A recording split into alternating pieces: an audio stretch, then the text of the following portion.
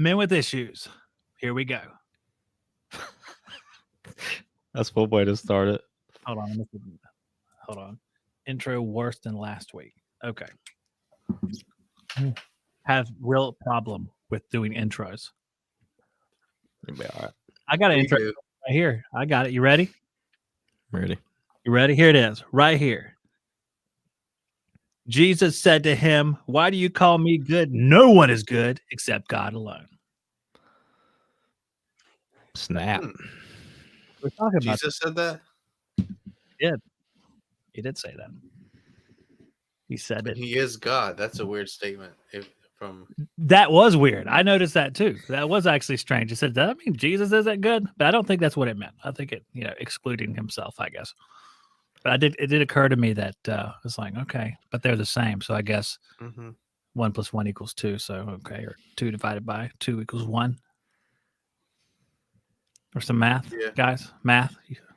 Just our human brains can't really understand this whole 3 persons, 1 God concept. What I just imagine now, we watched that Bible series I was telling you about, Justin, the one from like 1999, and he's called Rabbi Joseph up there. So like the math was so bad, and whenever Jesus says he's the son of God to the Jewish leader Caiaphas, he rips open his shirt and stuff like that. That's what I imagine Joe doing. 2 × 2. I can't take it. It's so dramatic, seeing him on that DVD or whatever it was. No, it's not a DVD. This is modern times. It was on the television demand. I was about to say. Zach stuck in 2001. Hey, dude, every time I leave somewhere and I want to see a show, I say, tape it. Yeah. Not record it. Don't record it. Don't put it on a hard drive. Tape it for me. Tape it. Get all the lines out of it for me. Yeah. All right, I've done a lot of talking. I'm going to defer. What have you done this week? What have you accomplished this week, Zach? Oh, well, actually, I do have something for you. I was at Johnstone today, and I'm standing there in line because that's what you do at Johnstone here. You stand in line for some reason. There's always like a big line there. And in front of me walks, guess who? I'll only give you one guess. Who would walk in front of me at a... Actually, you probably wouldn't know because you don't know they do HVAC. My sister walks by. Really? The one I was talking... Yes. And I was like... Actually, I knew that they were in there because my wife texts me and says, your brother-in-law and sister are in there. It's like, really? So what are the odds of this crap? I've been in Johnstone once in the last 12 months, and they are here at the same time. So they do heat in there too? They try to fix... They have like this property management thing they have going. They try to fix things, but they're awful at it. They're awful. Okay. Well, I'll just be brutally honest about this. I feel like I can be brutally honest about this. He should not do it anymore. He should stop doing it. Does he call you for help? Well, let me get to that real quick. So she walks by and she goes to the account office there where you set up your accounts and stuff like that. I was like, okay. And she walks back by and I was like, how's it going? Because she acted like I was there. She said, how are you? And keeps walking. I'm like, wow, what? Really? Later, my wife's like, you were wearing a bandana. You've lost like 40 pounds. She probably didn't know who you were. And I was like, she probably didn't know who I was. Are you sure? Or else she's a cold fish, bro. One of the two. I mean, dude, I don't know, man. Like, I was like, what? Even with a bandana and losing some weight, I feel like she would still know who you are. Like Dr. Richard Kimball. Question, though. With this whole pandemic thing, have you ran into someone that you really didn't want to meet and do a little meet and greet with at Home Depot, and just like you kind of like look the other way? You totally, don't recognize me. I got a mask on. You mean like once they've spotted you, or totally try to dodge them? Like, your eyes hit for just a second, but then you're like, Oh, is that you?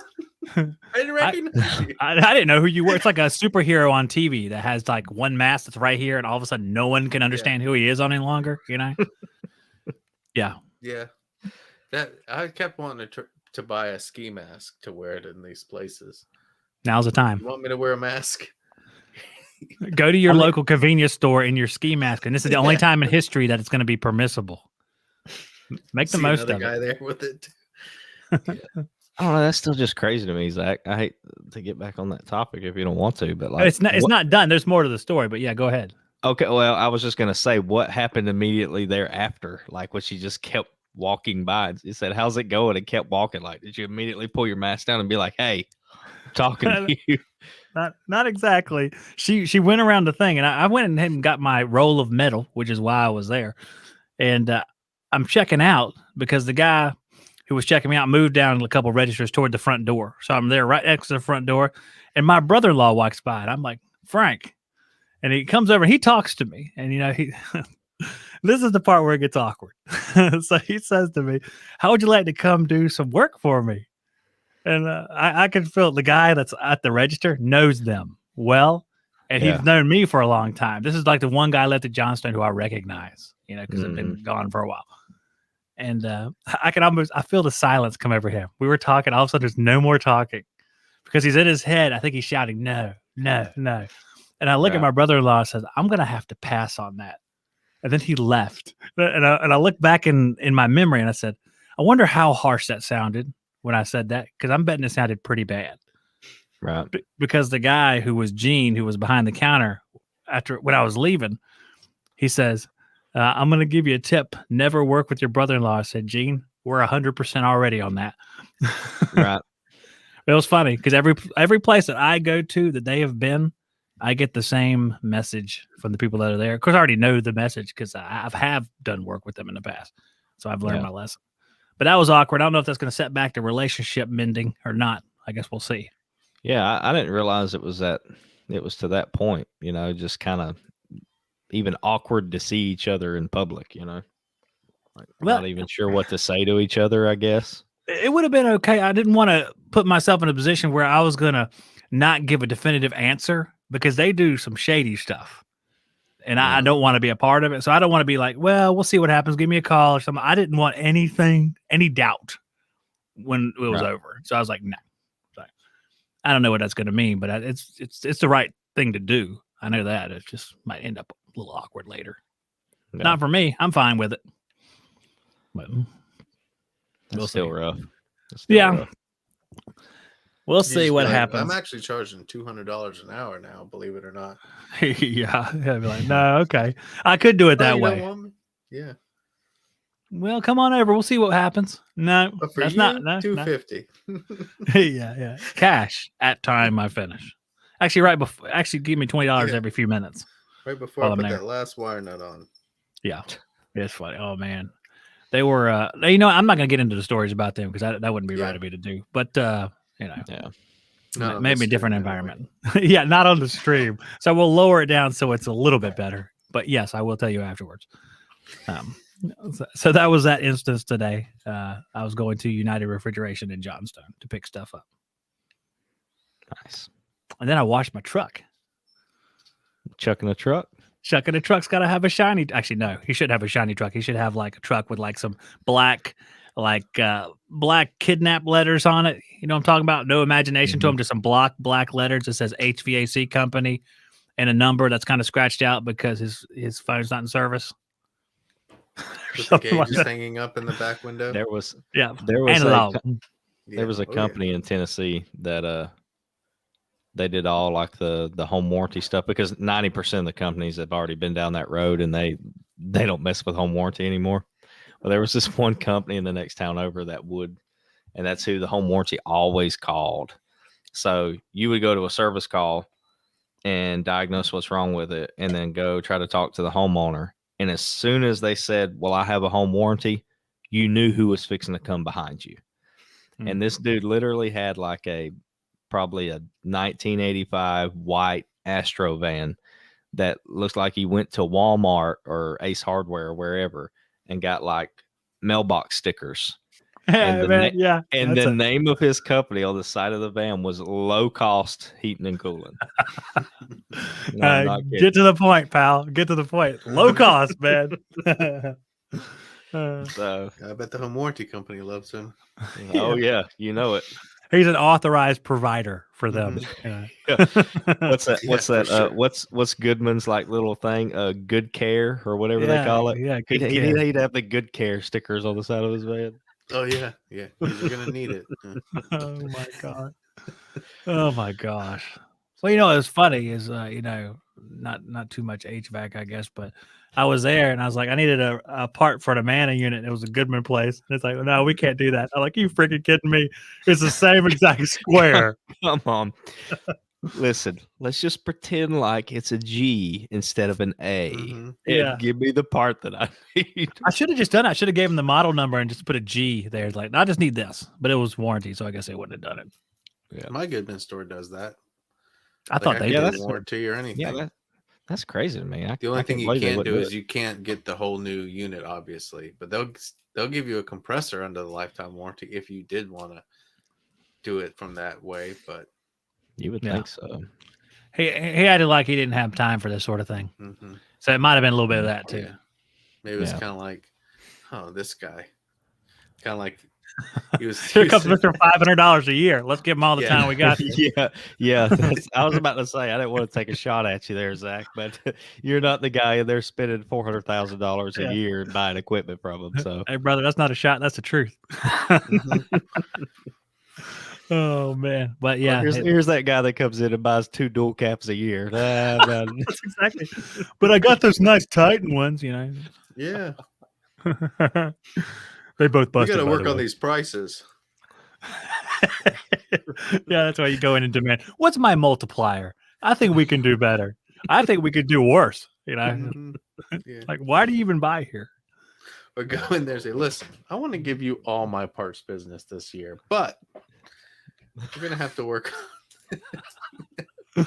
I can't do that with a straight And when I face. say all my parts business, I mean the equivalent of maybe $200 in parts this year. No, you have to say, and I mean all my parts business. I'm talking 3 multi-horse motors, 17 run caps, and a jug of refrigerant. If you want that, you got to work for it. Okay. Yeah, our 422D, of course. It mixes with everything. You stop it. Just drop in. They just drop in. Yeah, Drop it plop in. on. It's a plop on refrigerant. You just plop it on the other one. Oh, this is Fair. about Jesus. I forgot. Okay, never mind. That's all right. Make us What a hard segment that is. Hey, you know what? All these Oh, guys yeah. are HVAC guys anyway, so I guess it really doesn't matter. I can't see the comments. Here we go. So, what'd you do this week, Joe? What did I do this? I didn't do much this week. I kind of had an easy week. I've got some bigger stuff that I really have been procrastinating on. I don't really want to get started on some bigger new construction, remodel, install type things. New construction. That's That's the enemy. Kind of like new construction / but this builder is really good. I mean, he pays what it should cost, and he's doing like a kind of like this huge addition to an existing old house. So it's kind of like half brand new, a little bit old existing, that he's totally changing the roof line and stuff. So my knees have been bothering me real bad. So I haven't really been like dying to get over there and be on my knees running ductwork because it's kind of through knee walls and stuff. Oh yeah. So I've been kind of dreading that a little bit. Poor Joe. So just Getting some on. maintenance. I've been thinking about getting out of the field. Maybe starting a podcast thing, you know. Hey. Wait a Zach, do you second. need That's a- competition. Yeah. Do you need a partner? Yeah, I got Could so be much good luck partners. with partnership. But I'm only partner. Wait, here's the only partner that I've never blown up. There he goes, right there. You still have time, Zach. That's lame because we're talking about Jesus. If we switch this to HVAC, Yeah. this show would be broken up already. Oh, for sure. Yeah. HVAC guys have an ego problem. I don't know if you noticed this. Hey, we're influencers. Get it right. I'm an influencer. Yeah, I'm an influencer. You want to buy some of my merch? You got merch? Yeah. I don't know Where's- why. Discount code Shop Talk. Yeah, I know. Yeah, shop talk. And we have these great shop talk shirts, which I sell 0 of every year and just give them away. Great investment. Yeah, every now and then there's like an old when we used to make videos, I'd put like a link and say you can buy shirts here. And now I don't even do it. I'm like I give one away every now and then. That's what I do with them. But every now and then, it'd be like someone purchases a shirt at your store. But like someone watched a 2-year-old video and clicked the link and bought it. I'm like, I hope I have one. I don't know. I was that guy today. I was being a creeper going through all of Joe's videos because honestly, I'll just be honest. I don't think I've watched very many of Joe's videos. I've watched a few over a couple years. I'm just being honest, man. You wasn't putting recent stuff out there, so like you had some old videos on there stuff. I'm like, you know what? I'm gonna watch some of Joe's stuff. So freaking duck board everywhere. Oh my gosh! What do you use? Metal. What, all round metal or square? Yeah. You have a sheet metal shop? Probably do. No, I mean we build our own plenums and stuff, but we buy round metal. Yeah, it's still Georgia. No one's building anything, Joe. Yeah, that's what I'm trying to. Like, he doesn't live that far away from me. Take that up north, So, you use internally lined metal or external? Yeah, I'm not the biggest fan of that lining plenums on the inside. I don't know. Yeah. There's just something about that I don't like. I'd much rather wrap the outside of a plenum, but yes, that's what they do. Yeah, a lot more work to wrap the outside. But I mean, if you're lining the inside, I really don't want to hear the duckboard fiberglass in the airstream thing. I know. And here's the thing that bothers me too, and you see it quite a bit, is like if you're gonna line the inside of a plenum, okay, that's fine. Whatever. I'm not crazy about it, but whatever. But when you put 2 stick pins to hold an entire piece of liner on, like you're asking for it, Yeah.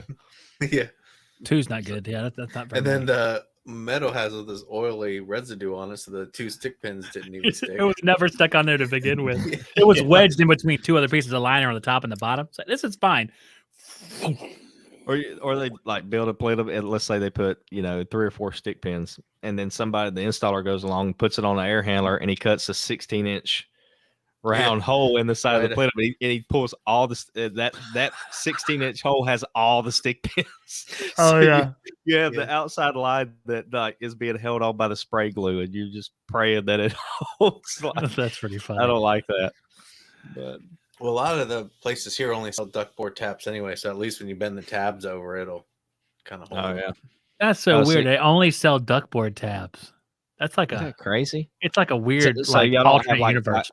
Y'all don't have like flat taps, the flat sticky taps? I bet some of the newer stores like Ari Michael, because they have a lot of like different oddities from what are normal. But I mean, most everything here is duckboard. So even like the trunks and stuff, they make them completely out of duckboard. No one's doing duckboard trunk. I haven't. I mean, yes, you see it rarely. It seems like it was a lot more in the late 90s, early 2000s. I see a lot more of like huge duckboard trunk lines. Yeah. So what do they use? Round metal? Flex and box. It's like everything new here is like flex and box. Oh my gosh. Spider box everywhere. Yes, pretty much. Like that's what the new construction typically wants to pay for. Rarely you'll see a metal supply trunk line. It's pretty rare. In fact, the companies that do most of the new construction here, you kind of know who they are because they do all of it. I was talking to one of the guys, and he was saying they pretty much fab up all these. Like they'll fab up the whole box and a bunch of flex lines in the shop, and just bring it to the job and just kind of throw it up in the attic. Oh, wow. So it'll be like a 25-foot, 10-inch to a box to like 4 6-inch bags of flex already all taped to it.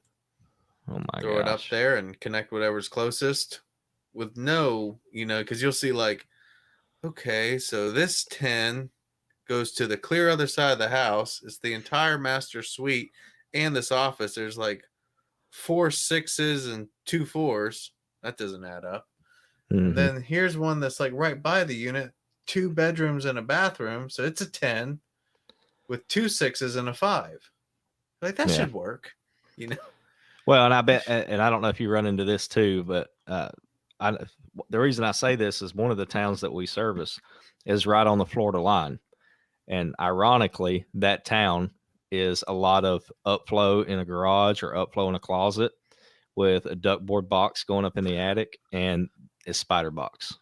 Florida seeping into Georgia. Yeah, Florida seeping into Georgia. It's Kingsland and St. Mary's. It's right over on the beach and right on the Florida line. St. Mary's is like by Jacksonville? Yeah, it's like probably 20 to 30 minutes north of Jacksonville. So yeah, just across the line. But the thing that I find funny is like you can tell they're trying to add the stuff up. So let's say they have like I'm not looking at a CFM chart right now, but they'll say, oh, we're going to run a 10 over here and we're going to take this many, branches off of this duckboard box over here. But the 10 that's feeding it is 25 or 30 foot long to get to that box.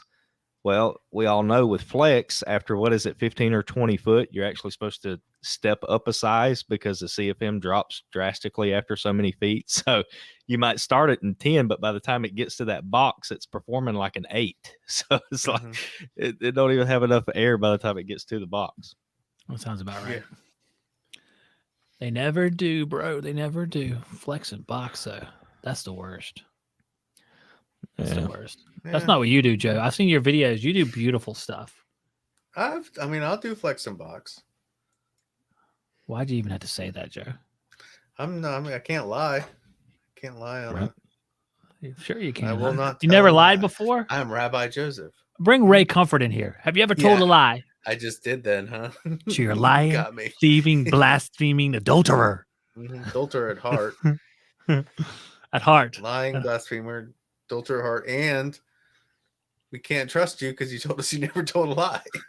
It'd be a real difficult process with Joe. Yeah, how do you think this is going to go for you on Judgment Day if we judge you by the 10 Commandments?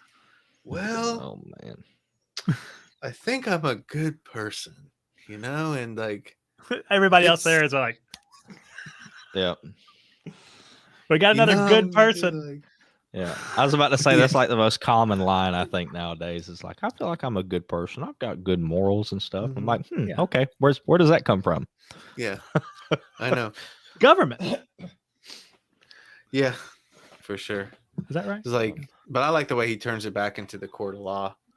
He's like, okay, try that if you're in a court. You're like, Judge, I know I raped and murdered this person, but I fed the homeless and I gave half of my money to charities, and I'm a pretty good person, so maybe we could just kind of work this out. It doesn't change what you did. No. Yep. That's I like that. That was good. That was a good example to use to break it down for people to kind of understand. That's what Joe told me about that guy.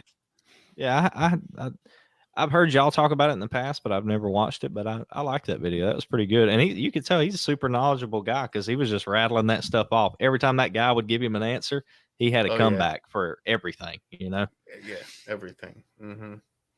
Oh, that's why I quoted that verse. That's what he used that verse with the AC guy. That's where I went back and looked at it because he said, are you a good person? Or maybe it was the AC guy. I said, you're a good person. It says, we know the Bible says that there are no good people, not even one.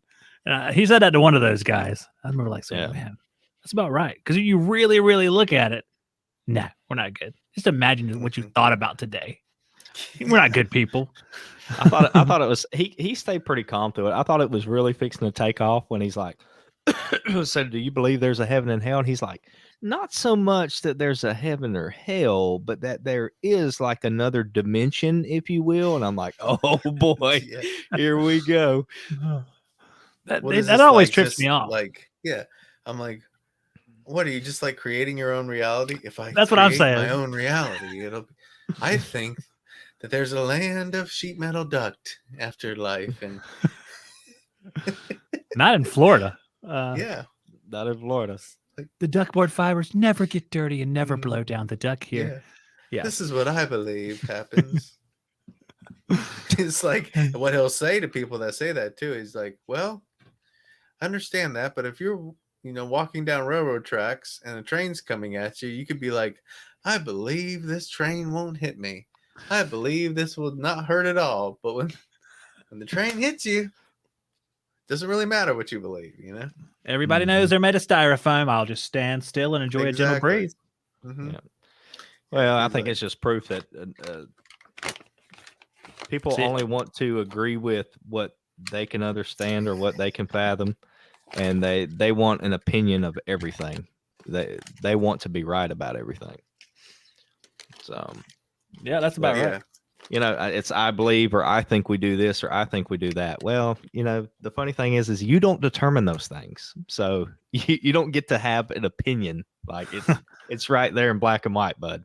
But where does it come from? When someone, it's always trips me out. Like Joe was saying a second ago, I believe there's a place like heaven, and there's a God, just like a floating orb that floats in the sky, like George Carlin, the great electron is up there going, wow, wow, wow. It says, well, where does that come from? I mean, at least we have a book. At least we have a book, and half the world believes it. I mean, where does yours come from with the floating ball and stuff like that? I don't know. I think unless you challenge somebody, they never really challenge themselves over it. Sometimes. Mm-hmm. Sorry, but Ray challenges. Or it's like society's taught these people, like when someone asks you this question, you just quickly roll with it. It's just like, well, I think that Jesus is a loving God and he would never send anyone to hell. Okay.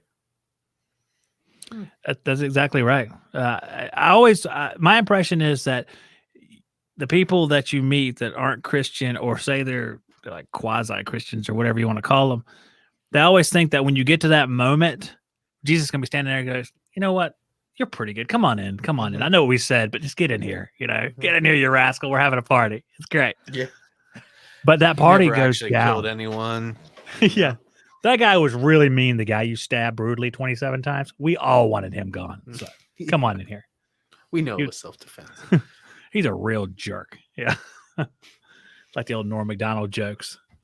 Goes on and on about serial killers, and his final line is, yeah, that guy's a jerk. And for some reason it kills just because of the way he delivers the lines. I don't know if you guys like Norm Macdonald. I think he's hilarious.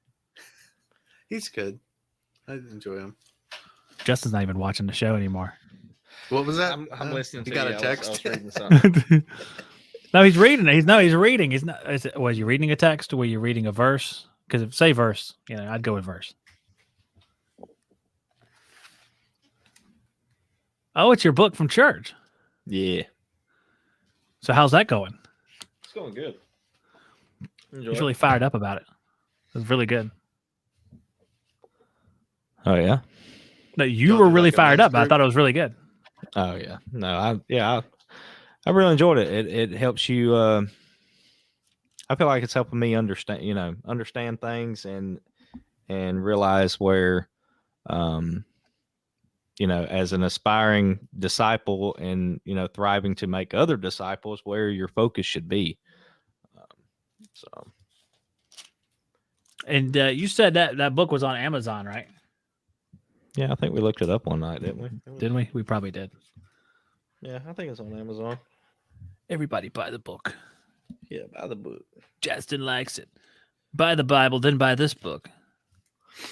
And then buy that vacuum book by Bergman. Yeah. And then you're set. Then you're set. All set. He didn't write that book though. It's like an old book that they put the end on. Oh, is that the book? Yeah, is that the book that him and Brian kind of added to or whatever? Yeah. It's like if the original book was compared to the Bible, then Brian and Jim's section would be the Apocrypha, I guess. It's the part with all the blue vet gauge pictures. That's their part. Yeah. The Book of Mormon or something. It's like, I found this thing in the woods, bro. I just added a couple things onto it. Don't worry about it. And this is the old section. You can tell. The old section looks like it's the old section. Mm-hmm. Not that there's a problem with either section, but it's just kind of funny. It's old. It's really old. Except for the blue vac part. That's brand new. And nothing looks better than blue vac things that go like this. Those are the best. Mm-hmm. No, they go like this, and then they go Forgot to open that one ball valve. people that aren't HVAC are like, what the crap are these people talking about? What am I listening to right now? You found yourselves a very weird channel. I'll tell you that. Yeah. Well, got that If right. you're not in HVAC, and if Yeah. you don't love Jesus, you might want to tune out. But no, we'd love Actually, to have you should tune in. I mean, come on, Joe. Yeah. Come on, man. Learn how to fix your own air conditioner so you don't have to call anybody. It's like dual purpose. And hear about God. Yeah, and get off this planet alive. It's the only way. It's a win-win. It's a win-win. You'd think that this place should be flooded with people. You would think. They need more urgency. They need some guy to pop in there and be like, all right, there is going to be a comet hitting the Earth tomorrow morning at 9 a.m. I'm just saying, if you're kind of curious about where you're going, you might want to watch Men with Issues tonight. Yeah. might want to take them a little more serious. Yeah, and then you're going to tune in and go, and then I went to Johnstone and says, why am I watching this tonight? Yeah, I bet it makes sense to us because we're sitting there talking about it, but because we're heat and air guys. But could you imagine not being a heat and air person and we go from talking about Jesus to in the same sentence talking about Jim Bergman in a book and pulling microns? Yeah, These people are like, where are these guys going? That's future shows. Google Jim Bergman. Well, that's I think the people that are really successful are like the ones that have the general illusions when they speak, and like they mention things that everybody knows, but we have such specific stuff that nobody understands it, and that's why we are not successful. But our primary targeted audience is the HVAC community. Trying to share the gospel with those guys. So. It really I'd say 90% of the viewership. Yeah, and then the other 10%. Same way with us when they start talking about duck calls on Duck Dynasty and stuff. We're kind of like, oh, okay, yeah. But exactly. I still listen to some of their stuff that's not because it's them, because for some reason I really like just the way they tell stories and stuff like that. So I listen to stuff about things I don't necessarily have interest in. Oh, for sure. Yeah. How can we duplicate that? Well, grow I can tell you, I'm working on mine. I have to watch what I listen to and what I used to listen to too, because I used to listen to I've tried to cut back on a little bit, but Graham Allen, Dear America podcast, or Dear America Uncensored, I think is what it's called. There's good stuff there. I don't have anything against those guys, but like we got that, and then I used to listen to Dan Bongino all the time, and it's just like. It's politics and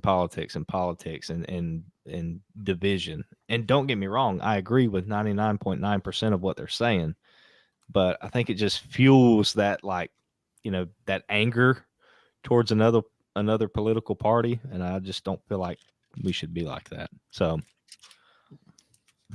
I agree with you. I think you're right. I think we pay too much attention to that and not the final goal, really. But I mean, we're kind of like Simon against the Romans, in The Chosen. That's how I feel. Like, he didn't like that Matthew guy. He still doesn't, because we just watched the end of the season 2 so far. Yeah. And he really does not like that Matthew guy because of what he did. And he's having a real trouble kind of forgiving him and overlooking Well, we're what? 3 episodes into season 2, right? 3 or 4. That's where they've stopped, because he said something about taking a break. It was going to be like 2 or 3 weeks before the next one come out, so that's what we're waiting on. Yeah. Was the last one you watched? Jesus was performing miracles, and they were like kind of camped out. Yep. Yep. All arguing and bickering, and then Jesus kind of hobbles into the camp, just exhausted from serving people like for 24 hours, probably. I think. Yep. And that was that was a really powerful episode, I think, because like you said, you've got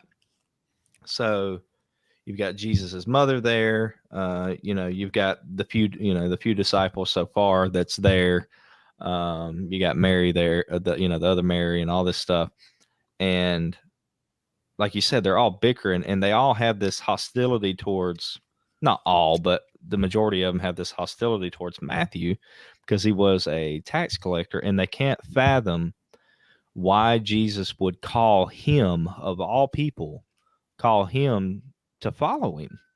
Mm-hmm. And because they look at him as a traitor. He was a traitor to his own people, Mm-hmm. taxing his own people. And so, like you said, they're bickering around the fire, and this is basically the first time that they've really called him out in front of everybody else. Mm-hmm. And so they're being super selfish and being judgmental and not seeing the big picture. And then all of a sudden, Jesus walks up when he's done performing miracles, like you said, for almost like a solid day, and it's like you could just see it on all of their faces. I mean, I understand it's a show, but the way it was portrayed, it's like, you know what? Here we are bickering about stupid stuff, and look what he's doing. He's over there serving others, performing miracles, and we're over here bickering about why he does this or why he does that.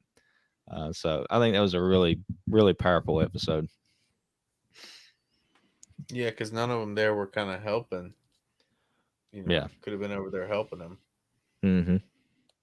But yeah, but I get that too. It'd be like, if Jesus was here now and he picked like AOC or something, we would all probably be like, I can't stand this person, That's interesting. What an interesting statement. Don't you think? Yes, Or would you be I fine with it, understand but- that point you're making. That is interesting. A very godly left-wing person. And we're Or like, not. what? No, I mean, he wasn't godly till he met AOC meets Jesus, hearts instantly changed, and we would all be like, this chick's and even and what's funny about it is, like, even at this point, and you tell me if you agree, Joe, but like Matthew's he's not even really in a godly place yet. Like, the only reason he's there is because he doesn't understand, and he's intrigued to know more. Like, I think when he's like explaining it to his mother before he left, what does he say? He's like, I've seen things that are not not natural in nature, or however he put it. I forget exactly how he put it, but it's mostly about he's just intrigued and trying to understand, because he's kind of, he's a numbers guy. He wants to understand everything.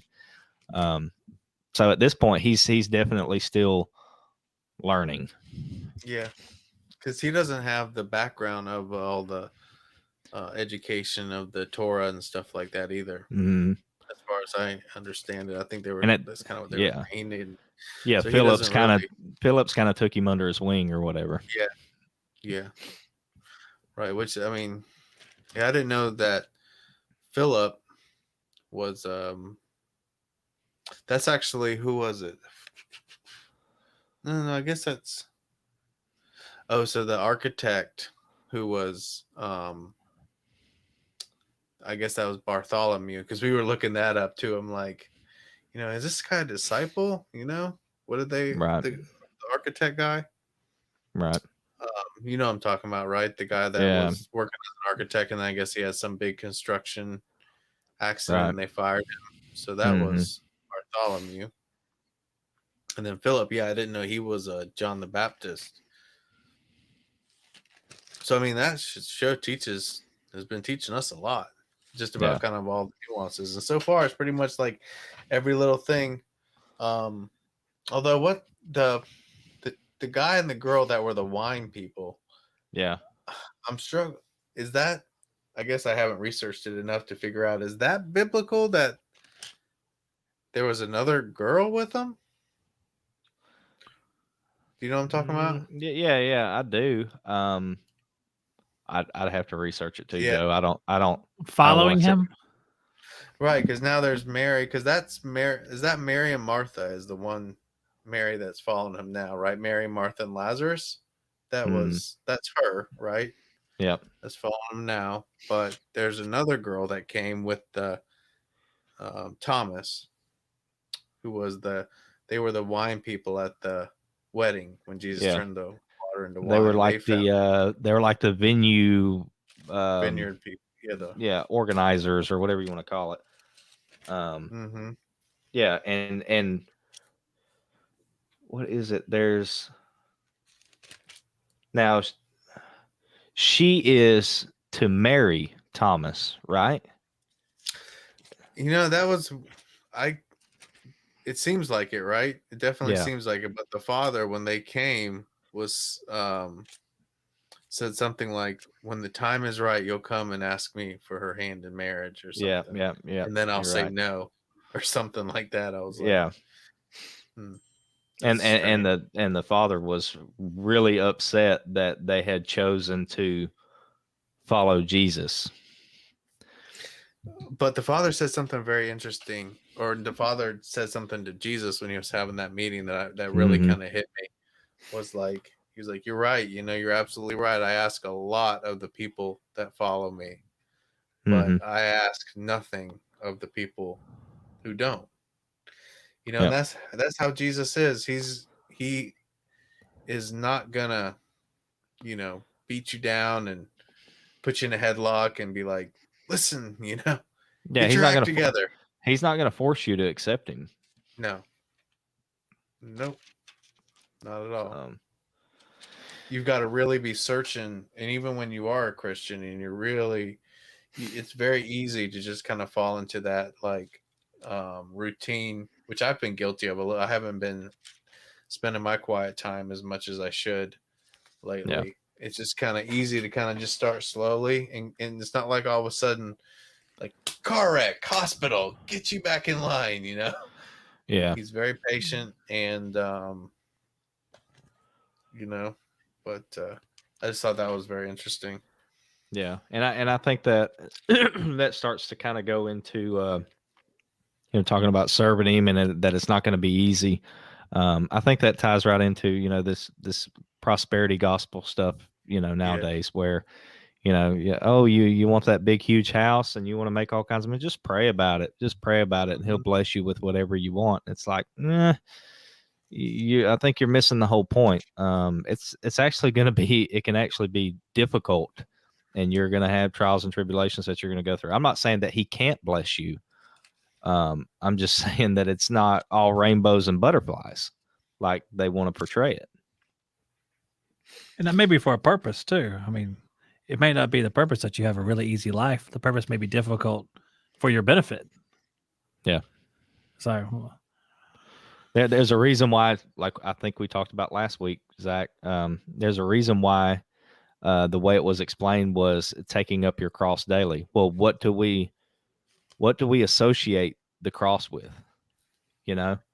So that we associate it with death, with struggles, with hard times, however you want to look at it. So in my mind, it's like that's not an easy thing. So when they say you're going to have to take up your cross daily, in my mind, that means it's going to be a struggle. and I remember that, I don't remember where, but Paul says that if you suffer, especially for being Christian, you should be happy. You should rejoice that you got to suffer like Christ suffered.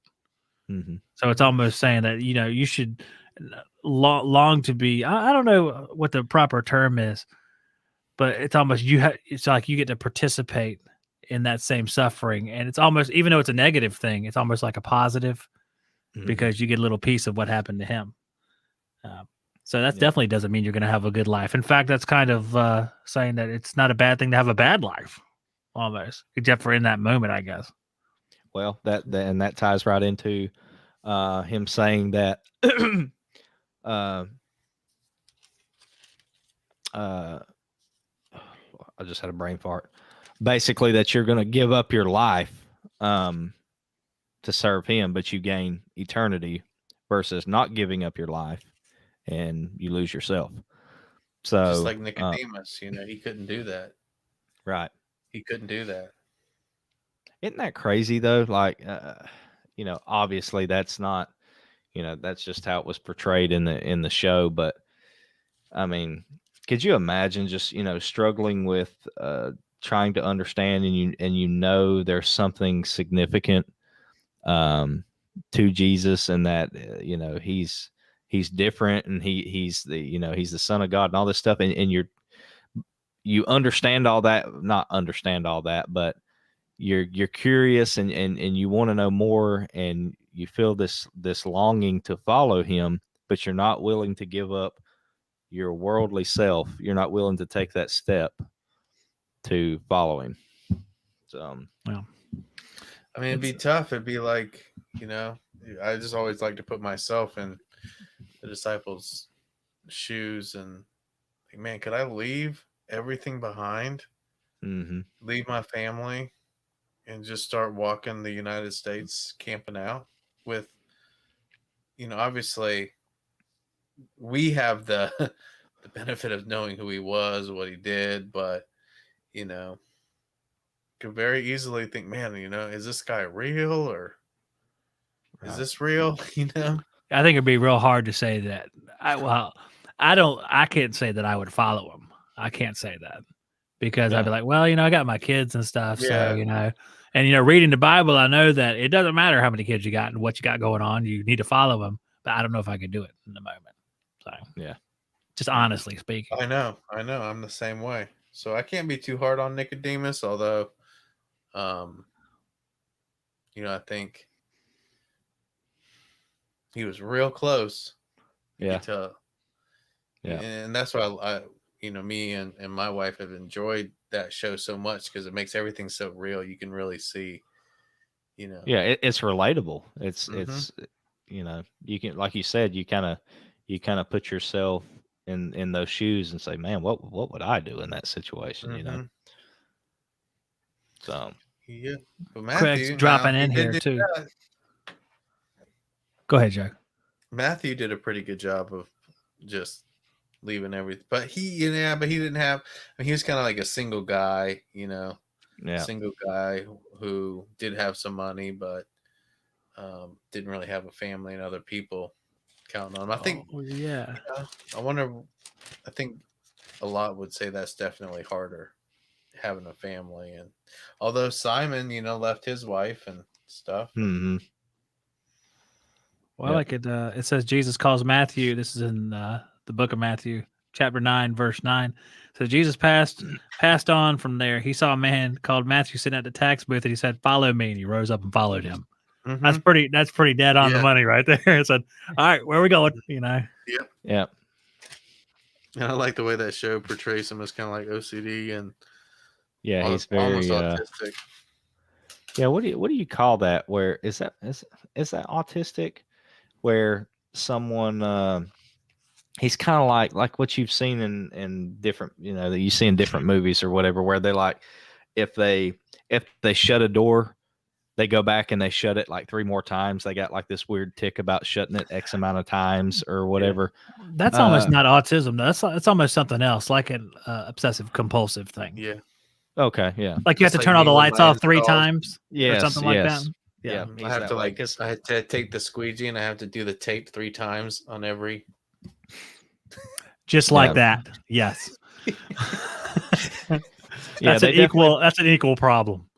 They definitely portray him that way. Like, not only is he really spastic about numbers and understanding, he's real quirky how he is, but they kind of gave you a hint to that, because when he's locking his house, he turns the key 3 times before he walks away from the door.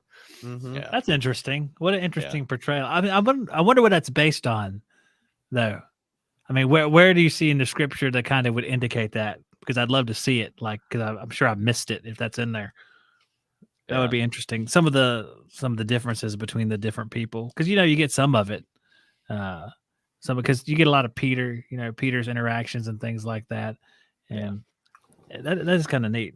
I wish I could have someone tell me where that's at, because I'm also OCD. I want to know where it came from. I don't know that I'm, like I was talking about earlier when we were texting, I don't know that I'm OCD. I don't know how to describe how I am. I'm just I got my little things I'm picky about, I guess. Well, so I don't think I'm OCD. A creature of habit, like you kind of like to do the same. I'm that way. I kind of like have these certain little things I do, and I like to do them all the time. And I guess you could say I'm OCD, but then some things like that you may be OCD about, I'm not. Like I don't even pay much attention to it, but there's certain things that it's like I'm big on like sealing every little like penetration on an air handler. You know, like I don't want any infiltration, dirty air coming in there. I mean, I'm like putting thumb gum around the wires, and like someone else may be more OCD about like having, you know, conduit on wires or something. I've had to calm myself down a little bit, because, you know, being in the position I'm in of doing quality control behind the install, and I'm also in charge of doing their training weekly. So that you have to pick your battles with people, I found, because if I just come in day one and I was like, that looks like crap, you know, and I started nitpicking them about every little thing, they're going to lose all respect for me really quick, because they think I'm just going to be there to nitpick, and they're going to see me as the enemy instead of somebody trying to help them. Man, that's perfect. That goes right along with being the judging Christian. I'm going to help you, because if I don't, you're going to hell. That's the kind of like the lead foot, the heavy hand that comes down, which benefits nobody. You know, that's an interesting parallel. I think that goes right hand in hand, those two things, because if you want people to listen to you about what you got to say about the Lord, the first thing you're going to have to do is kind of build a little bit of a rapport with them, or have a really good personality, kind of like that Ray Comfort does, to where their guard like immediately goes down, to kind of see that like you're coming from a place that wants to help them. And same way with, like Justin was saying, he, you know, first thing he has to do is build a good rapport with the people he works for. And that way he can say things, obviously, you know, can't like kill them all the time, because then the balance wouldn't be there, right? He'd be like, yeah, Justin's nice, but he's way, you know, aggravates me about every little thing. Yeah. Well, I think it's similar. I think it's similar to when, and this kind of ties right into what we've been talking about on Sunday nights in our discipleship groups. But, you know, what are one of the more recent things we talked about is what characteristics does so basically they have this broke down as you're spiritually dead. Okay. And then you get saved, you get baptized. Now you're a spiritual infant, and, you know, you have different characteristics for every category, but it goes, you know, spiritual infant, spiritual child, spiritual young adult, and then spiritual parent. And that's just where you are in your faith, how you've grown, how you've matured in your faith. So one of the things we were talking about was what do you think the characteristics of a spiritual parent, in other words, the type of person that you're going to look up to, like an elder in a church or something like that, that's very knowledgeable. What are the characteristics you're looking for in a person like that? Or, you know, what is a new Christian looking for when they're looking for somebody to teach them? You know, and it's some of those same things, but a couple of the things that really stick out to me is, are they living the example? In other words, are they leading by example? Because I can tell you what to do all day long, but if I'm not actively doing those things myself, or I'm shortcutting those things, well, there's not a lot of value to that. So are you knowledgeable? Are you living the example? So yeah, I think that ties right into kind of the things that I'm having to do with work, you know, is I had to set the example, like this is how I do it. This is how I'm going to do it every single time. And so in return, I expect that of you. And I've tried to teach them, not just beat them down about stuff. So, yeah, I think I've got good respect amongst the guys.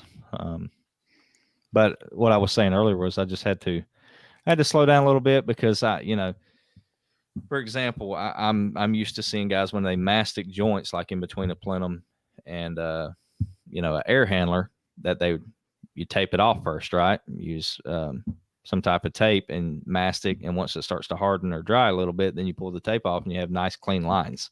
They don't do that kind of stuff around here. You know, they just slap the mastic on stuff, and it drives me crazy.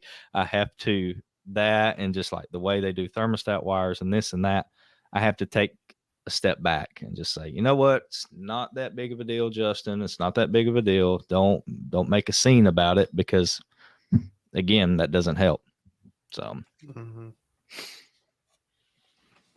Man, you are OCD, I guess. Maybe. Mastic with tape and stuff. Finished. I'll do that on a vertical, if you can. I'm not a big fan of slather and mastic on the outside of. I hate mastic altogether. I mean, I don't understand.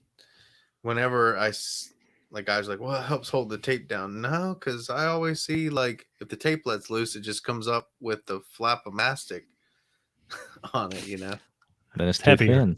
Then it was laid on too thin. Yeah, you got to put more mastic on. More? I don't You gotta put more. Hey, how do you apply mastic? I'm just asking you straight up. How do each one of you apply mastic? With a 3 or 4 inch paintbrush. Okay, Joe.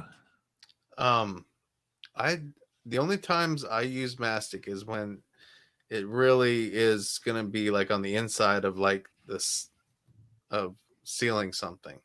If maybe use it on the inside of a wooden return box to paint that, or if I was setting a vertical unit on a wood box, I'll mastic around it.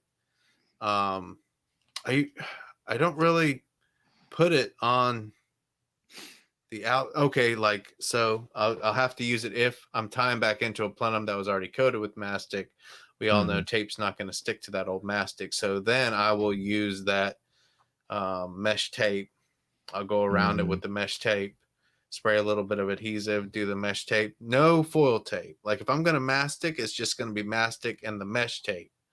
I'm not going to use foil tape.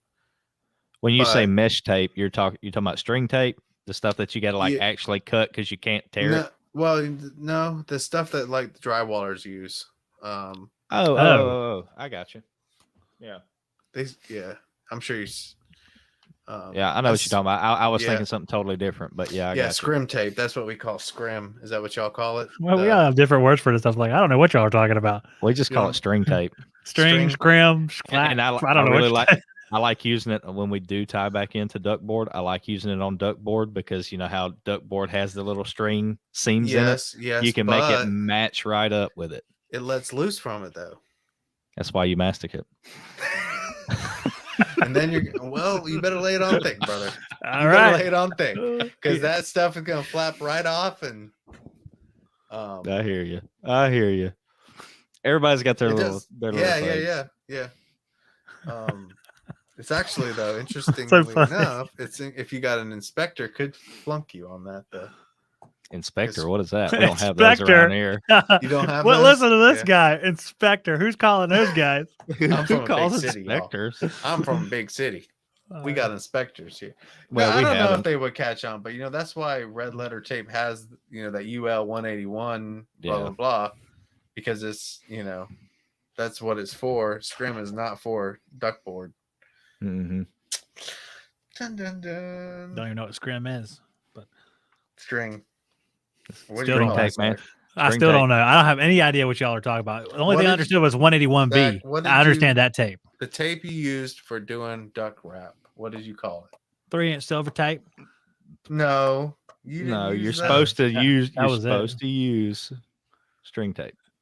It doesn't matter what you're supposed to use. That's what I did use. You just used regular foil tape. It wasn't foil tape. It wasn't foil tape. It wasn't foil tape. Am I not? I'm not describing this properly. I have to bring a roll of tape next time. I have one. It's far away. I'm sure you use the stuff with the string in it. You can't rip it with your bare hands, though. I know. If you go into True Value, it's on. No, just kidding. That's why you have to keep a pair of scissors in your install bag because you're going to be cutting that tape. You're not going to tear it. Well, you can tear it. You can tear it. It just looks like it looks like garbage if you try to tear it. My jobs are finally coming together. Why people were displeased with them. So let me ask you this: when you do duck wrap, when you're wrapping metal pipe, do you staple it and then tape the seams, or do you just wrap it over and tape the seams? Yep, just tape. I wrap it, tape it, and mastic it. Do you do mastic, Zach? Mm-hmm. I did not see you mastic your stuff on trunk lines. Well, I don't want to be a liar. I get you proof. Okay, no. YouTube.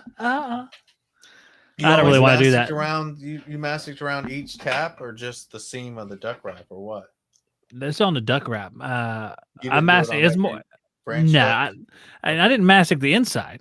I used tape on the inside, like the metal to metal stuff. I didn't Yeah. mastic that stuff. Yeah, me neither. I don't, because then it's a mess when you're Yeah, trying to yeah, it's a all over disaster. yourself. Yeah, Yeah, so absolutely. I just tape it too. Yeah, I There's just hey tape man, the I inside. got a buddy in Tennessee that he mastics it all. You know, if he puts like saddle, you know, he'll start putting his trunk together out in the yard and kind of lay out where his taps are going to be, where his saddle taps are going to be, and he'll put the taps on there and mastic it and let it be sitting in the sun and hardening, and then he'll wrap it and take it up in the attic. It's not. Yeah, it's not. It's not a bad. It's actually more cost effective. Yeah. There's I think it can be more time consuming because you're sitting around waiting for mastic to dry. For sure. Yeah. But if you're a one man show and you know it ain't that big of a deal and you just want to take your time and do a good job, whatever, you know.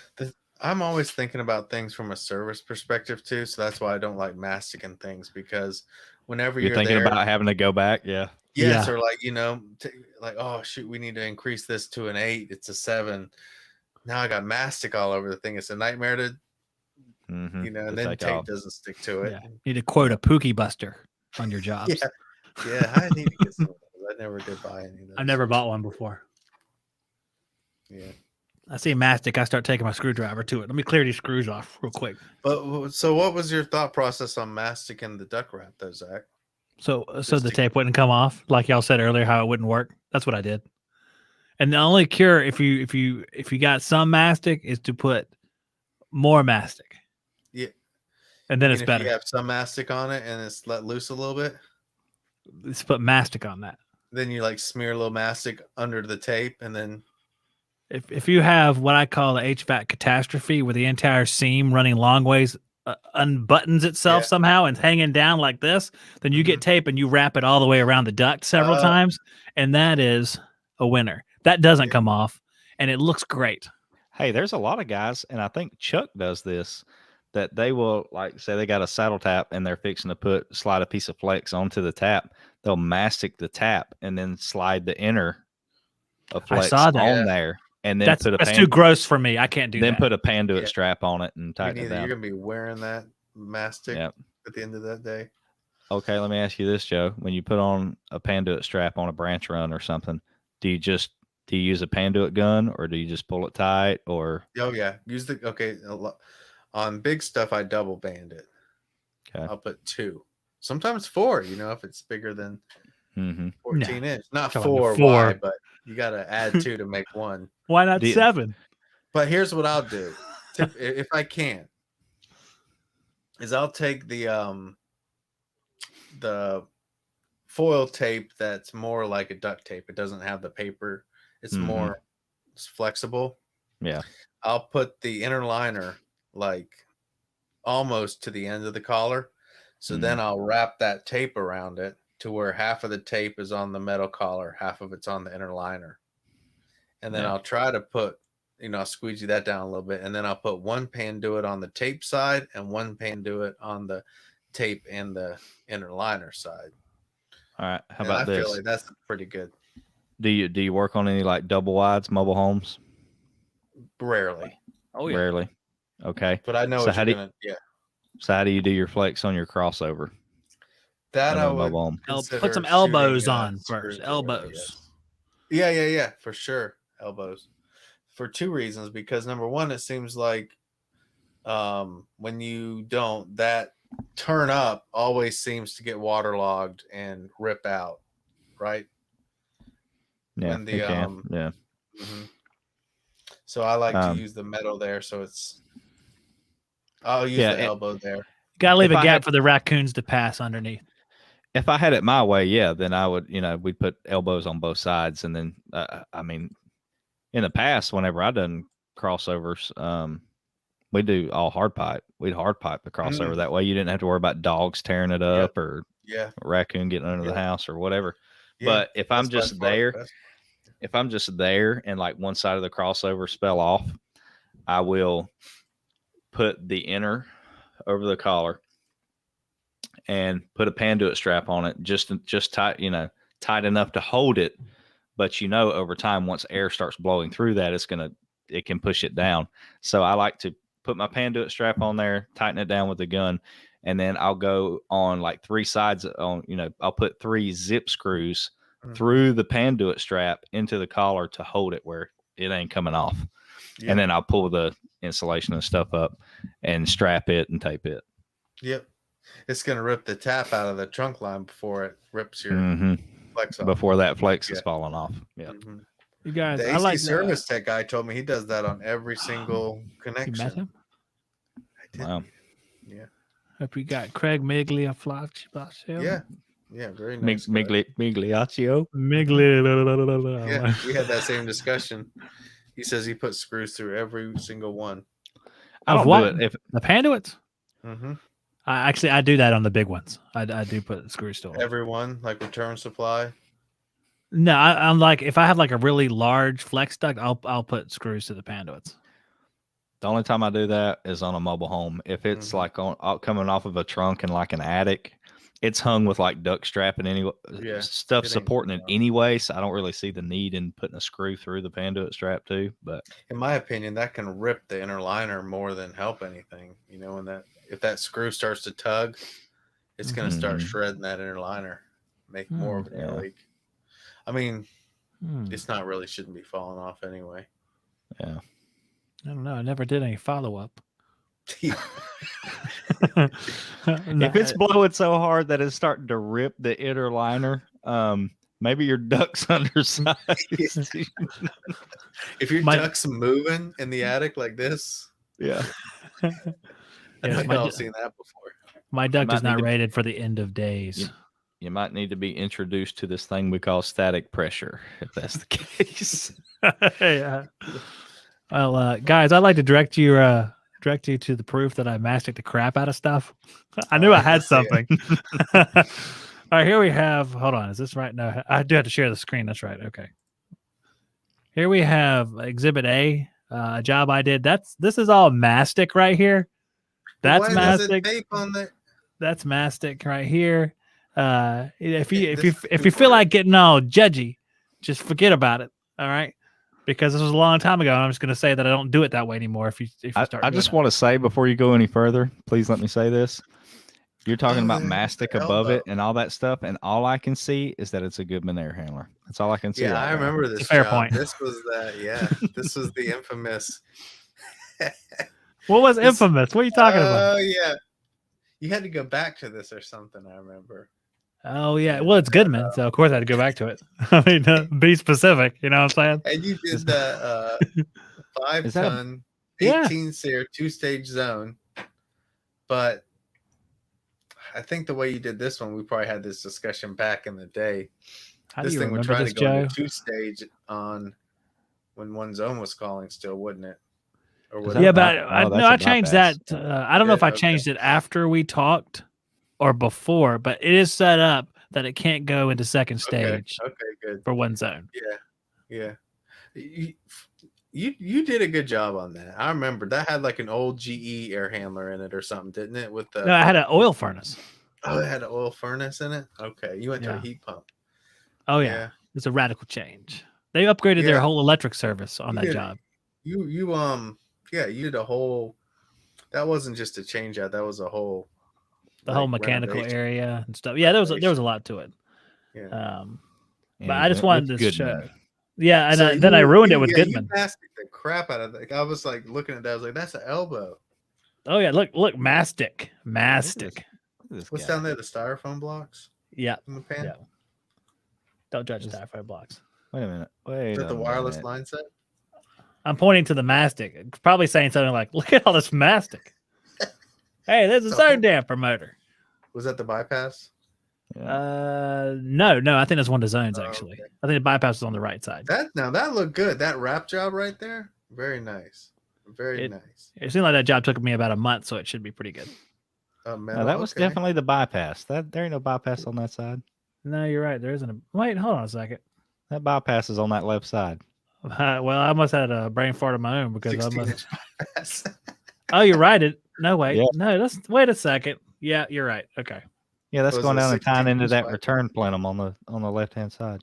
Hey, there's the fresh air, guys. In case you didn't notice. Oh, fancy. Hey, if in case you wonder what it's doing, there's some words on the screen. Yeah. Hey, look at them zone wires. There's one sticking out in the middle of the air. But is this on? Hey, we got wireless technology too. All right. Well, one for the other zone. Yeah. Yeah, can't run a wire in the. It's like upstairs. There's no prayer of running a wire. Yeah, those are great for that. And they're dude, since the What is day that? they came out, Is those that an have Adazone? worked. Is that what that is, or Adastat, whatever they call that? That's the right. Okay, hold on. That Yeah. That's the wireless part. There's a wireless thermostat upstairs, and that's the Right, receiver for it. So I got you. Yeah. well, that's about as interesting. Oh, hold on a second. Here's a picture of all the components that'll probably leak in the future. Oh yes, guaranteed. Oh yeah, they scared their. You see that? You see that distribution tube sticking out? As soon as he put that panel back in front of that evap coil, it immediately started rubbing. That's probably right. At least it's got a freeze stat. That's right. You got to freeze that. That's what you get on my job. You get some random controls that no one else installs. The freeze stat costs more than the air handler. There's a freeze stat. There's like what's some of the weird stuff? I always put like float switches on package units because I don't want them to back up. I've seen that the other day. Hey, you know what? Someone showed me on like the top of one of those float switches. A piece of 1/2-inch seal tight fits perfectly into the top of that float switch thing, so you could run a piece of seal tight and encase the wire. I was like, interesting. Someone That is interesting. You know what else you seal could do tight too, fits though. right into it. You should protect that one. Yeah. Instead of putting I think you had a SS1 is what you used on that one, because The one that comes with a T. Yeah, the one that comes with the T. Yeah. What you could have done is put a SS3 and clipped it on the evap pan on the inside of the package unit, and then all the wires would have been inside the package unit. Yeah, That is good. I wonder if it would work. oh, Yeah, it worked. Is enough room in there? Yeah, it should be. Right? We'll use those on like if we do a mobile home change out, and we're going back with and we're going back with an electric furnace and a Mortex coil or whatever. Obviously there's not a whole lot of room to put like you got a SS2 right there in the secondary. On a mobile home, it's kind of hard to do that, to put the SS2. So we use a SS3 and we just clip it on the front of the evap pan on a mobile home unit and run it down and break red. So same concept. If the pan fills up, shut it off. So you just don't have something sticking out the front of your unit. Well, those are so horrible because whenever the drains come off of those things, everything's just wedged right over there in that one little hole with the line set and stuff. So that's a good idea. That's why it's easier to use SS3. Yeah. Mm-hmm. And there's some of the things we're talking about, guys. And there's a road. 3 or 4 float switches. Yeah. I just get whatever the supply house has left. I install all the float switches they had and make 6 unions so everything comes apart easily. Yeah. We quit using that SS1. If it's horizontal in the attic, we do SS2 and SS3 in the pan. And then if it's like an upflow in a closet or in a garage or whatever, we just put a SS2. That's it. Mm-hmm. Yeah. So I was always kind of overkill with stuff like that. I like adding stuff like that, even though it, you wouldn't believe the units that I go to like do an estimate or whatever. And it's it's like a 25-year-old Goodman in an attic, and there's not a float switch one on it. I'm like, this is a disaster waiting to happen right here. It's a miracle, is what it is. Your ceiling is going to be in your master bedroom floor one day. Please let us tear this unit out and put something new in and put float switches in this thing. I know I have one in my mind from the past that fits that exactly. It was like a Goodman air handler from 1988. They look the same as now. What innovation. And it was up there in the attic, and it was like no float switch. The pan's half rusted out. It's sitting not on a platform, but like a couple 2x4s that are cockeyed. So it's just sitting there wobbling around. It's like, you, my friend, are a miracle. You're a miracle up here. You know what's crazy about that is that unit will sit there and run for 20 years, and the drain never stop up, and it never get the ceiling wet.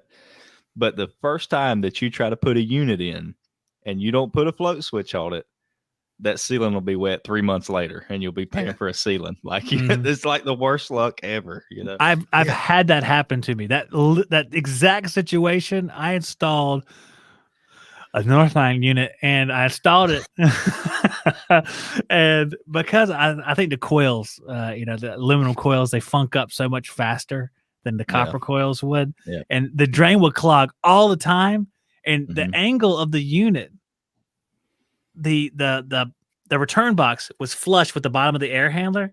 The unit backed up, and the float switch failed. It didn't work. One of the ones, the SS, whichever one it was. And it flowed back, but it didn't flow out of the air handler into the pan. It flowed into the return box, went out the end of the return box onto the ceiling, and it was raining out one of the lights. And I was there at like 1 a.m. It's the only time I've ever been out after midnight like that.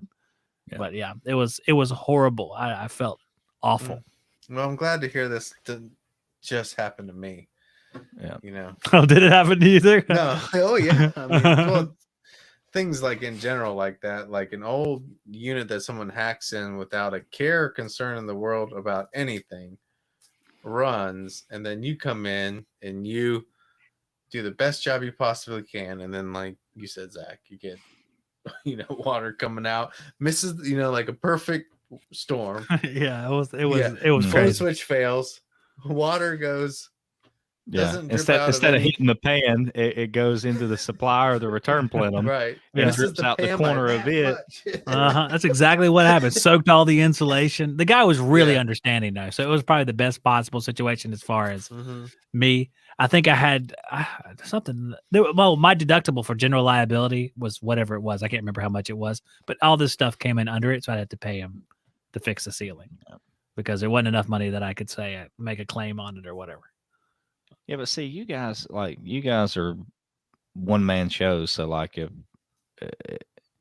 if you go run a callback, it's on yourself, but me, I'll go do like a QC or maybe they just put it in and we get a callback on it a day or two later. So it's like, well, I'll move them up and I'll go ahead and we'll call it a QC and I'll run on out there and see what's going on with it.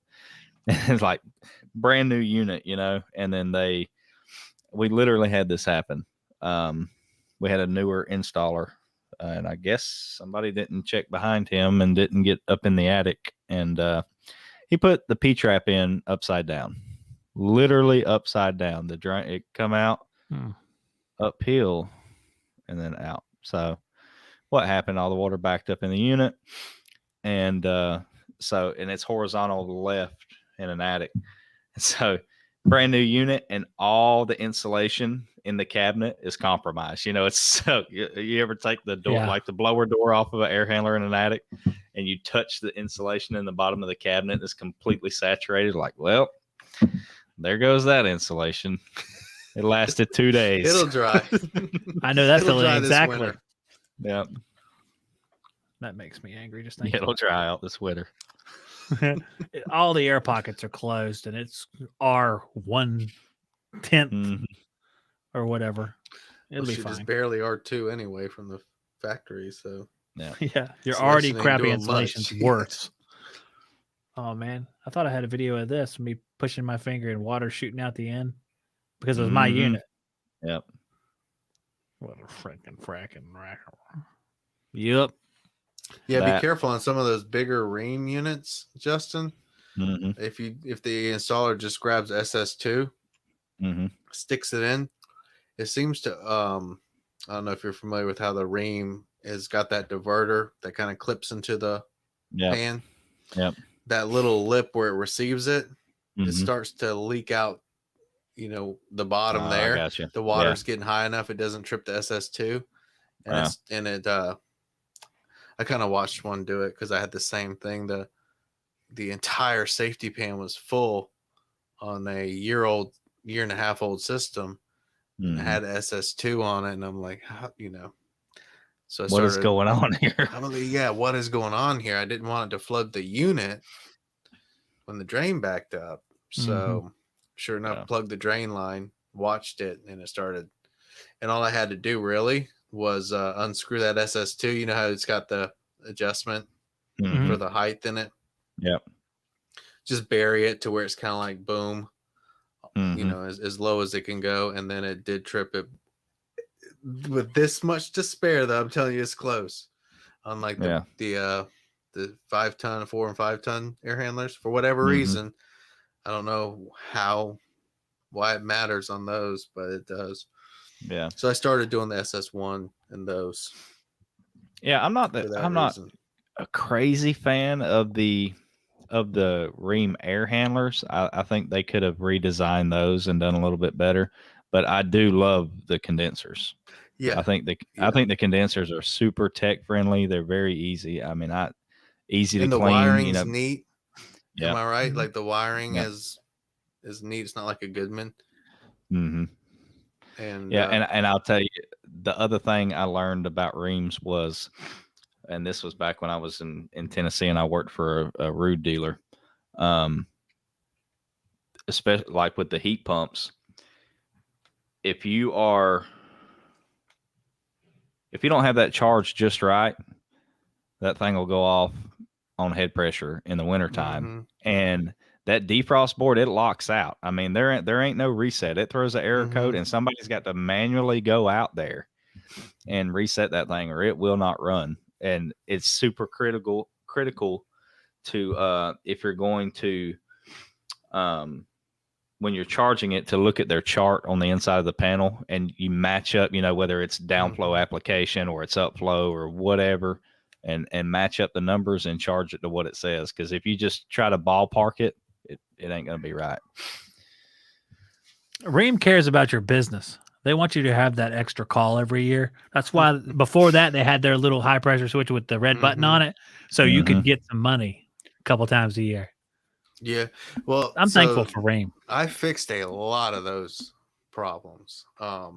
Yeah, the old cubes. No, I'm telling you, problem solved. Like Justin's saying, all right, there's 2 reasons why. A lot of times they would, for whatever reason, I don't know if Rheem. The problem I have with Rheem too is there's no one to call, and it seems like stuff in their engineering department gets like overlooked. A lot of little errors, like for whatever reason, they put really small pistons in their outdoor units and heat pumps, like to the point where if you watch one run in winter on one of those old cubes like you're describing with the push button, the thing would run super high head, low suction pressure, and high superheat. It's like you would put, I've put like 10 sizes bigger. Like, let's say it was a 50, because it'd be like a 3.5 ton unit with like a 55 piston. And you're like, man, that's tiny, So I put like a 65 piston in there, and boom, now the suction pressure's higher, the superheat's lower. Now, granted, if we went to like the air is colder, Michigan, and it was 0, it might start flooding. So I don't know if that's what they like designed it for, but we're, I'm not in Michigan, so I guess I remember why do you even have heat? Actually, you don't even need heat. I remember the first time I changed a TXV on the like chest style Rheem heat pump package unit. It's got the single TXV. Oh yeah, biflow. Yeah. What is this trickery? What TXV? That's exactly what we said. That's exactly how we reacted to that. 1, why are other people using 2? Yeah. Other people are stupid. But I will say about that TXV, you pull the condenser fan motor out and you pop the top on that one side. That's probably the easiest TXV and dryer to change on a package unit that I've ever seen. It's very simple. It's right there. Dude, that Amana unit that I'm talking about, where you saw the switch, the video the other day, the one before that, when I changed it out, that was that Rheem unit, and it was like, because I had to change the TXV because it was bad. It was so easy. It was so easy. And before that was the first time we had seen it, because me and my brother did a job one time. And it was just a 1 TXV Rheem. I was like, this is amazing technology. I mean, forget inverter driven stuff. They use 1 TXV. That's half as many. That's what we were talking about. Right? Yeah. Or the Rheem gas packs. You ever work on Rheem gas packs? Sure. Yeah. How it's got a piston and a TXV right there at the evap coil. That always threw me off too. Oh yeah, yeah. Their air handlers had that too. Air handlers had it too. Because I remember someone we had the call that it reared its ugly head on. Someone had changed to a dry charge on the outside of the house and taken the piston off of that Goodman dry charge unit and put it in that piston slot while leaving the TXV.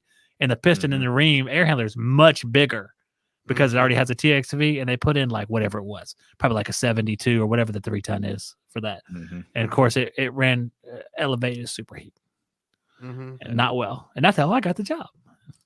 Yeah, because the other piston was sitting on top still. I just swapped them back out.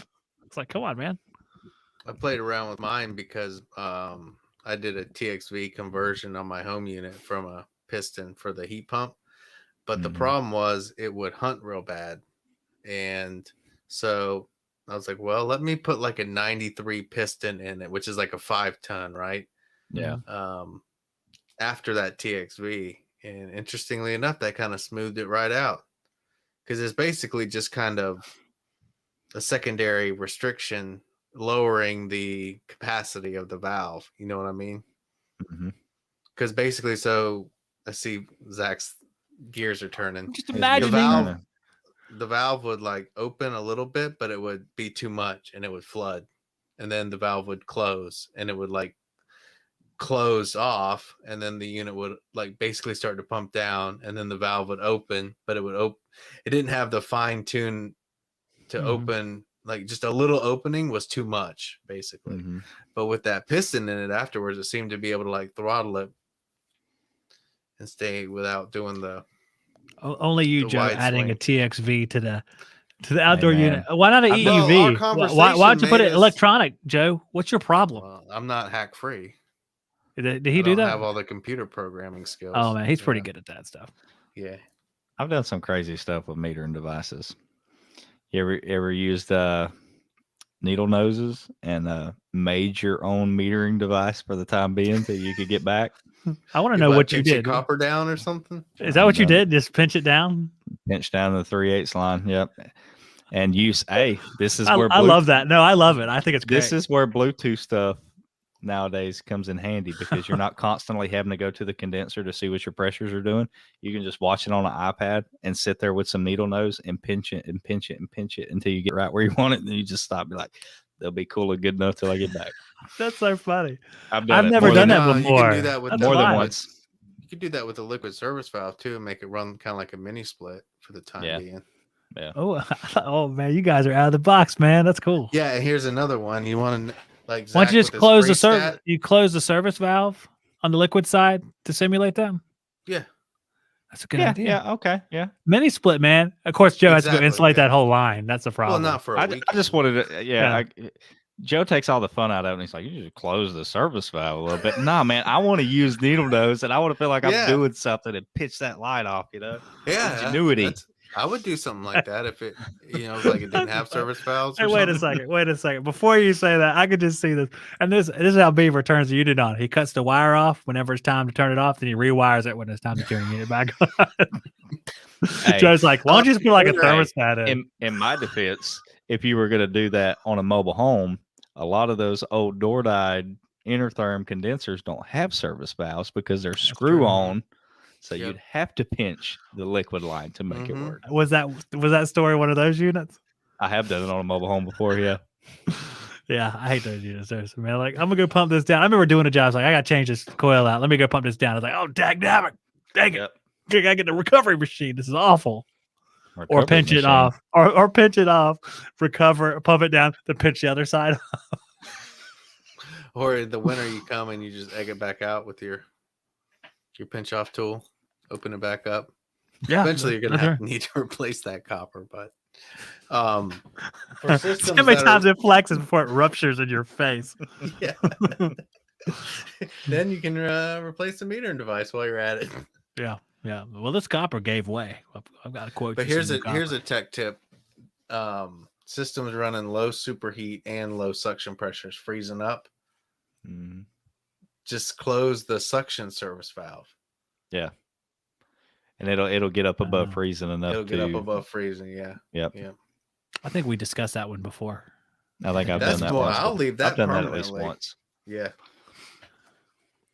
You leave that permanently. What are you talking about? Like, I mean, if it's low airflow and the system's freezing up, and it's basically at that point you need a smaller compressor. You know what I mean? So you changed the compressor. You made it smaller, high efficiency unit now. You made it a smaller compressor by closing the service valve down. Interesting. But Probably put is it gonna cause damage to the compressor over time? I mean, more just than like what it? the too big compressor. Well, Never mind I'd, that I'd sucker. say, well, it can't be worse for it than slugging it with liquid, like it's doing now. True. But the liquid's True, not you your are fault. probably operating it out of its range because let's say typically what I'll see like I'll shoot for about 60 psi, closing that valve until it's about 60, and on the other side it is as low as like 45 or even 40, so it's like a 20 psi difference. So, but usually it's almost starting to like frost, through that valve, which I know really blows someone's mind when they come back and they like hear this because it makes a little bit of a sound too, a strange sound, and it's starting to frost like right only at the service valve to the compressor. Yeah. I've done some crazy I don't stuff. see it the Ream, which everybody had this problem. It wasn't just Ream; it was everybody in 2014. But when we had the TXV issue, and all, everybody was either putting Renew or changing TXVs like crazy. Our Ream distributor would they forced you to use Renew, and they would give you like a $200 credit or something like that to try Renew first before they would give you a valve. And I'd found 2 or 3. This was all in like 1 week too. I'd found 2 or 3 that they weren't all the way restricted, but they were partially restricted. So they were just dancing below freezing. And so I just overcharged the crap out of it and got it to just barely above freezing. But then when I went back and put Renew in it, then I had to take charge out.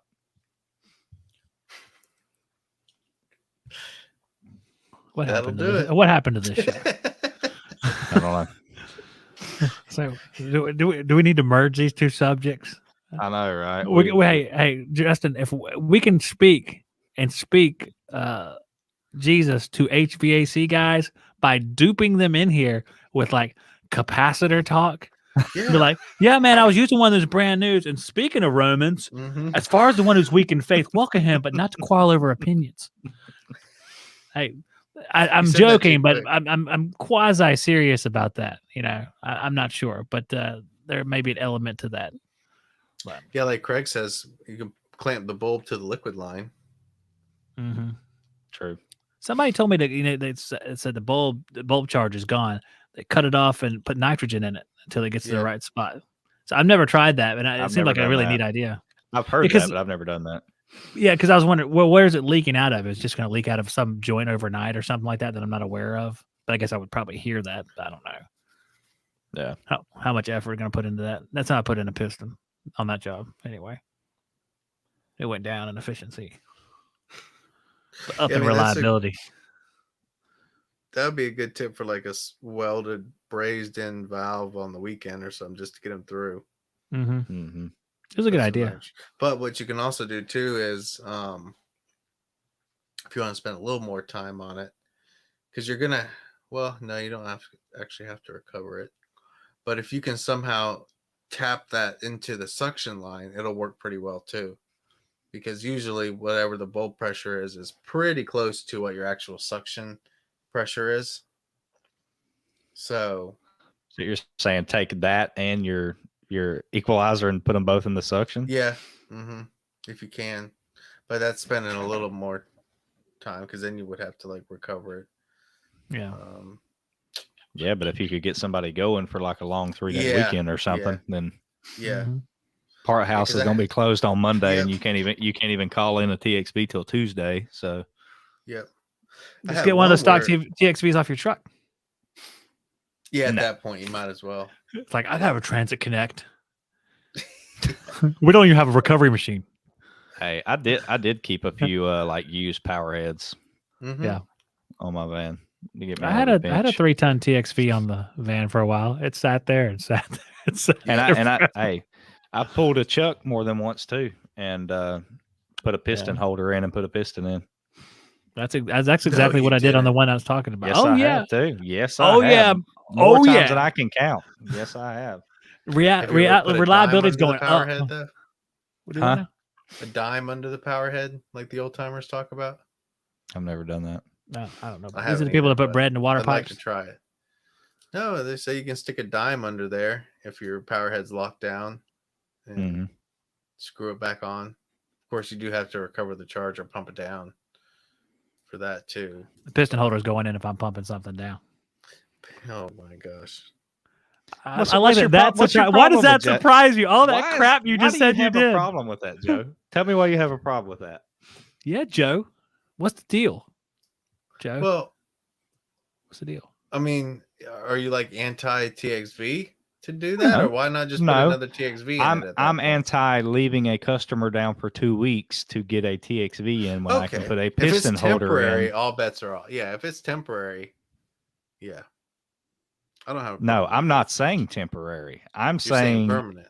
I'm saying the unit's out of warranty. Yeah. And they don't have a TXV to give me, and they want me to wait 2 weeks while they get a TXV in. No, I'm cutting it out and putting in a piston and rolling on.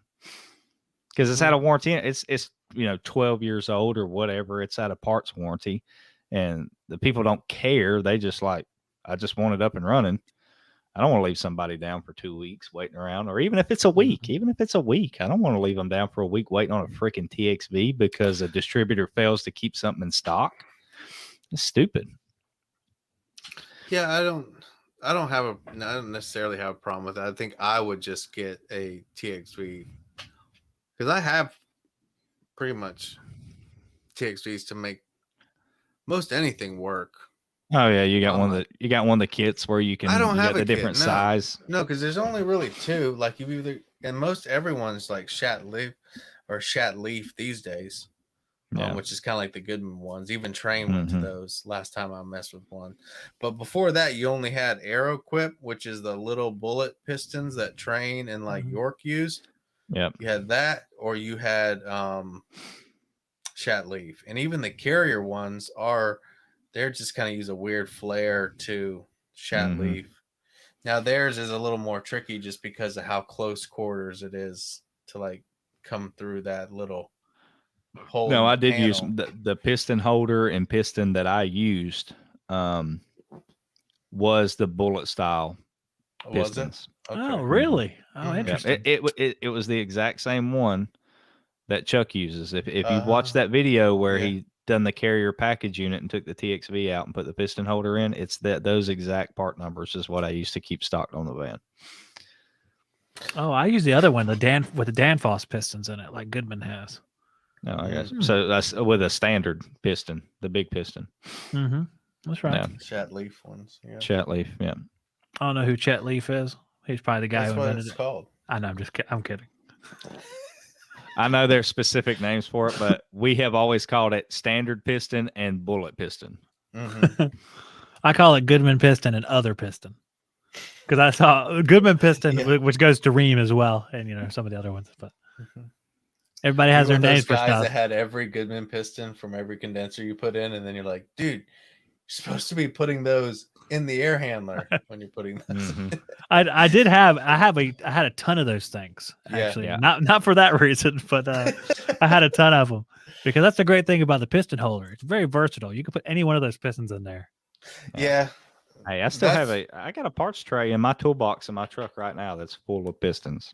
Not that I'll probably ever use one ever again. But I videoed mine today. I was putting I was building Z Manifold 2021 editions, which look very similar to the other ones, and I was looking through the copper box and stuff, and there's a big old pile of Danfoss pistons just ready to be used instead of a TXV somewhere.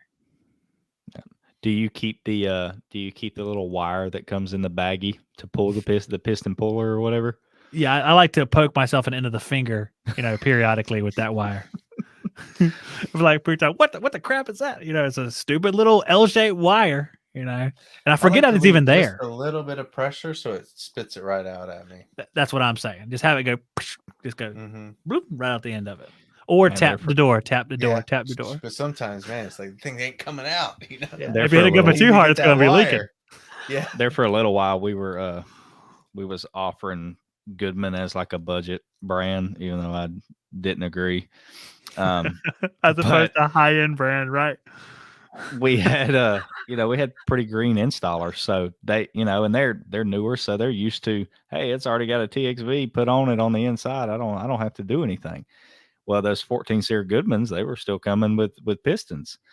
You know how many Goodmans I went back to on a QC or QC / service call because it ain't working and it's a brand new unit and the piston was in backwards?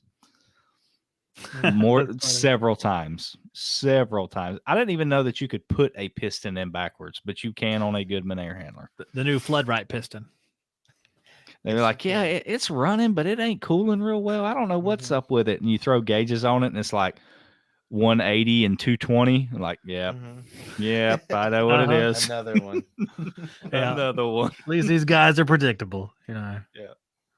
We know one thing's missing. The TXV is not going to be installed on there. I've seen that a lot. Wrong piston was really, really common. All the time. You'd see it. Most of the time, it was the wrong piston, especially when they had different size matchups. Like they matched up a 2.5 ton or 3 ton air handler with like a 2 ton unit for higher efficiency. It was always the wrong piston because we're never taking it out of the bag and putting it in there. No, ever. They're just keeping the bigger one that come in it. Yeah, I mean, sometimes it's still sitting there on the unit. That's what I like. It's like still in the bag by the unit. It's like burnt on the end of it where they brazen in the service valves and they got the bag hot. I was like, I know all about you guys already. That's all I need to see. I'll tell you something else I do with Goodmans too. You know how they got that stupid little ridiculous box where you're supposed to cram all your low voltage in on a Goodman? I take that box out. The box got to go. Absolutely. Every time I take it out, I bring the thermostat wire up in there, make good connections, and I use a zip tie to, hold all my wires together or whatever. That box is coming out. Absolutely. Yeah, it must be some like UL thing or something, but it's the dumbest. If that's a rule, that's the dumbest rule in the world. Like your low voltage connections have to be isolated from your line voltage. It's like, okay. Did you notice all these other wires like strung right across the contactor, like just waiting to rub out through the lugs? Like, why is that area so important when the rest of the, And the other one that I always took out was carrier package units and train package units because they both have that little ridiculous box too. Took them out. What about carrier air handlers had that little box with little holes in it? Yep. Comes out too. Yes. They can all go. I just talked to the wires once they're in. I was like, hey guys, you're different voltages. Don't be touching each other and rubbing up against each other. Yeah. Well, if you do a good job with your wires and you're neat and you zip tie everything away from, right. Because they're really nowhere near each other most of the time, except in the Goodman unit because you open it up and all the wires like, it's like, how did these even come out? You try to put them back in there. I said, I don't know how you put it here. And it would never fail. Like they'd fall out. Or like a wire that'd fall off or whatever. So you're trying to put everything back together and you're trying to cram it back in that box. So you can put the corner panel back on and it rubs up against a piece of metal and pops a low voltage fuse in the air handler in the attic three floors up. You're like, oh my God. And the customer just came out and said, hey, you good? I got to go. You're like, yeah, go ahead. I'm just going to button this unit up and I'm going to go.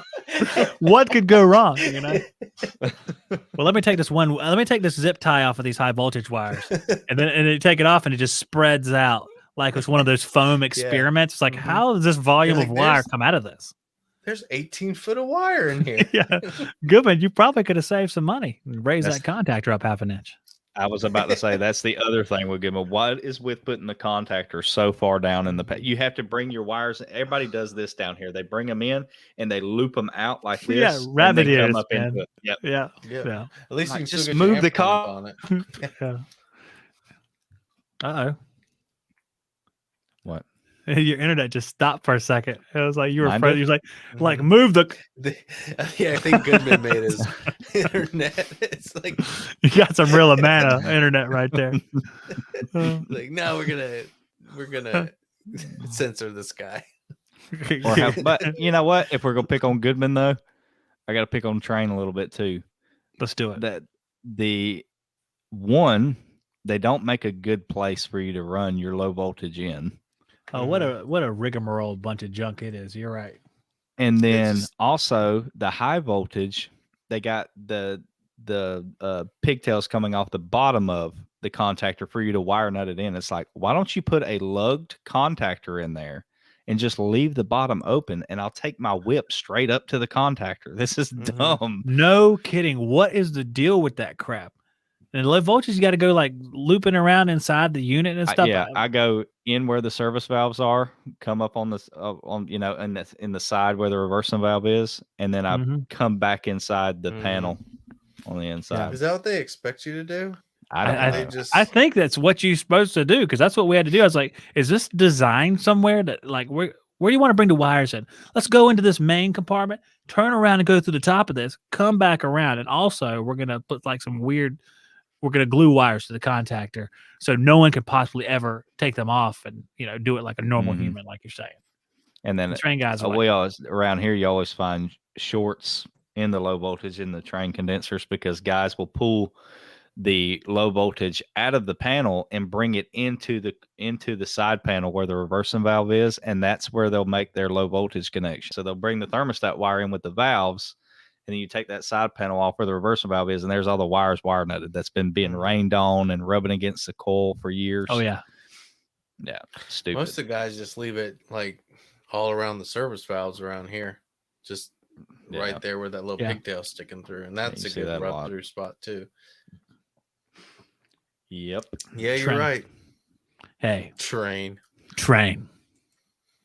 Don't get me wrong, I like train, but they could redesign a couple things and it would be really jam up.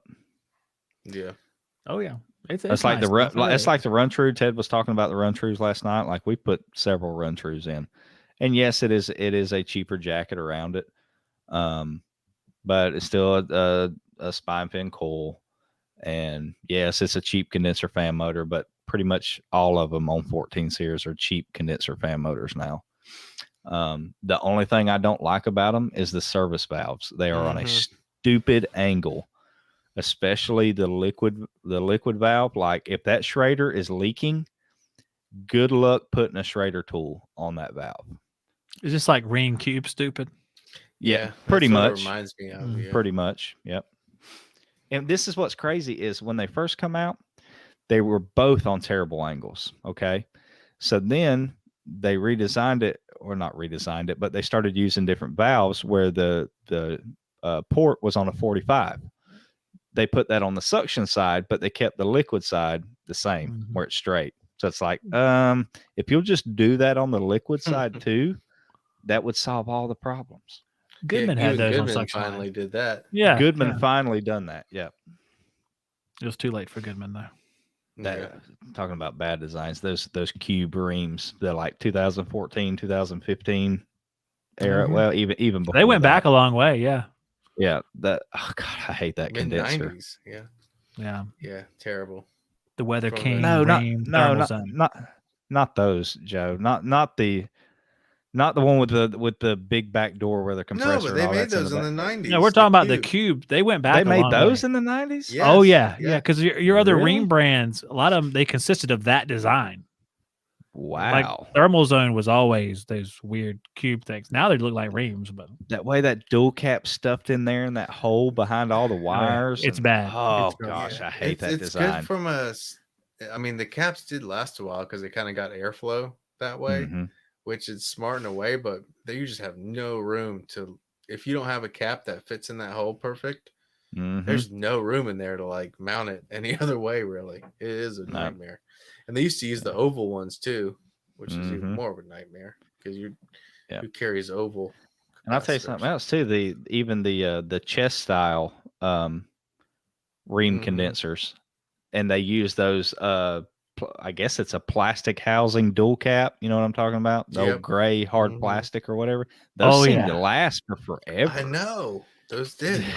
Dude, I'd go work on like a freaking 1990 model ream condenser, and it's like the condenser coil's in terrible shape and the contactor's all burnt and pitted and everything. And then you test that dual cap, it's right on the money. I'm like, what? Yeah.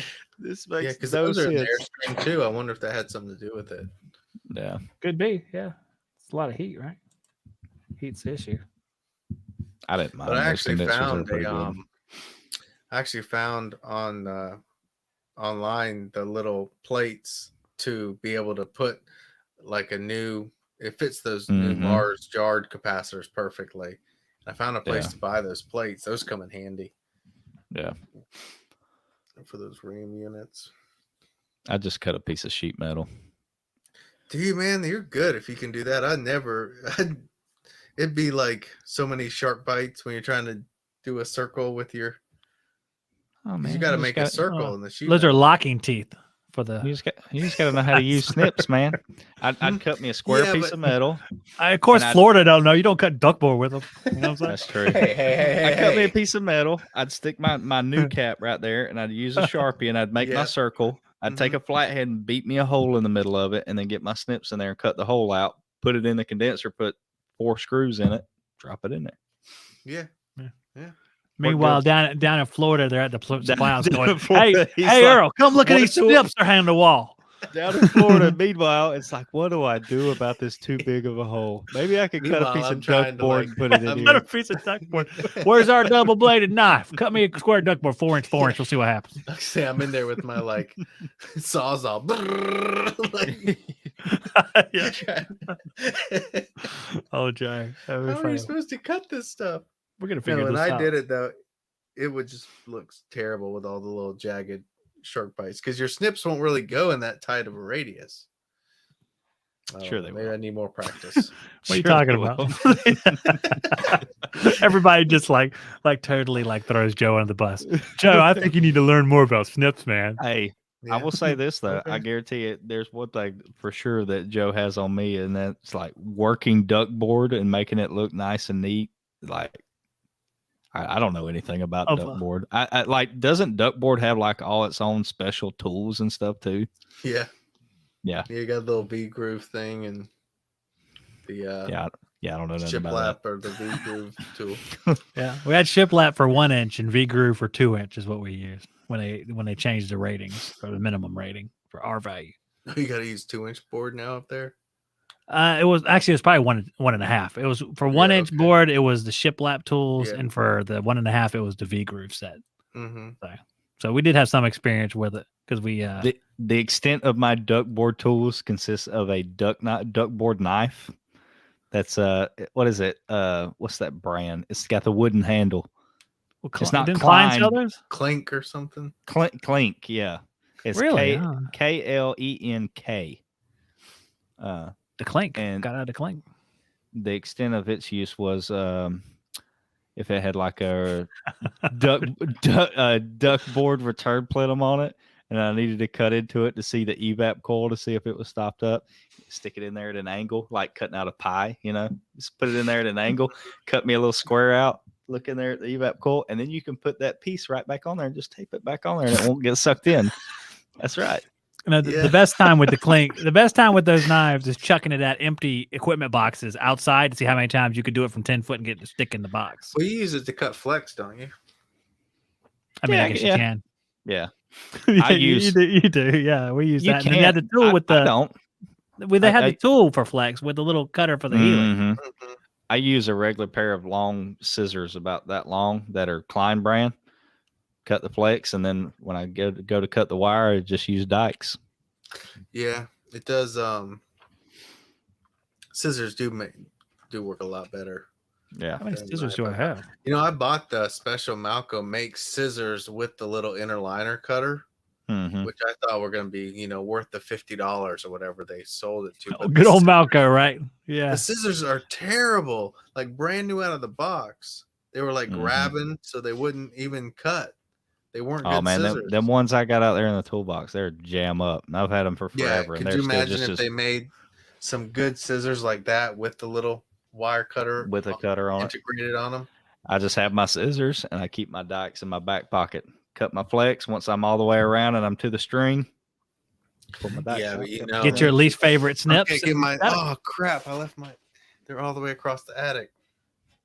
Oh, that did you just say use snips to cut the wire? I said least favorite snips. Least I was about favorite. to say that's a no around here. If you pick up some dude's metal snips, and try to cut that Hey. wire, he might tackle you in the yard. He might. Yeah, dude, this kid was doing that to me. He's smaller than me. I'm like, not my nice snips, bro.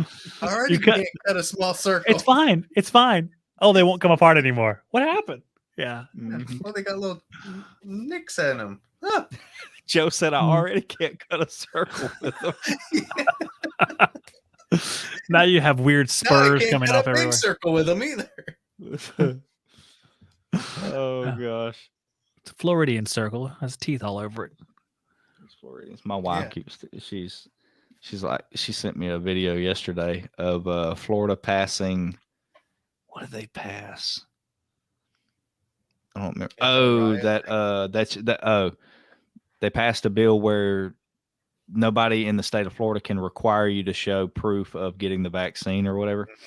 And she sent it to me. She's like, "You ready to go yet?" I'm like, "I'm not moving to Florida." Come on, man. I mean, if I did, this would be my kicker, and I'm not saying that we've even considered moving to Florida, but like if I was to ever move to Florida, it would be northern Florida somewhere. Like I'm not going down south with like the Cubans and stuff, and where the population is ridiculous because all the snowbirds have moved down there. No, it would be northern Florida in the sticks somewhere. So I mean, like crystal meth, Florida. not crystal meth, Florida. No, I'm just saying I'm the type of person I like property and I like being away from everybody. Like living in the suburbs of a city or something. I could never do that again. What is this? You see Never. this with my Hey, wife? Yeah. You see this right there? Justin tells that to get me a Glock G42. How does he even know what that is?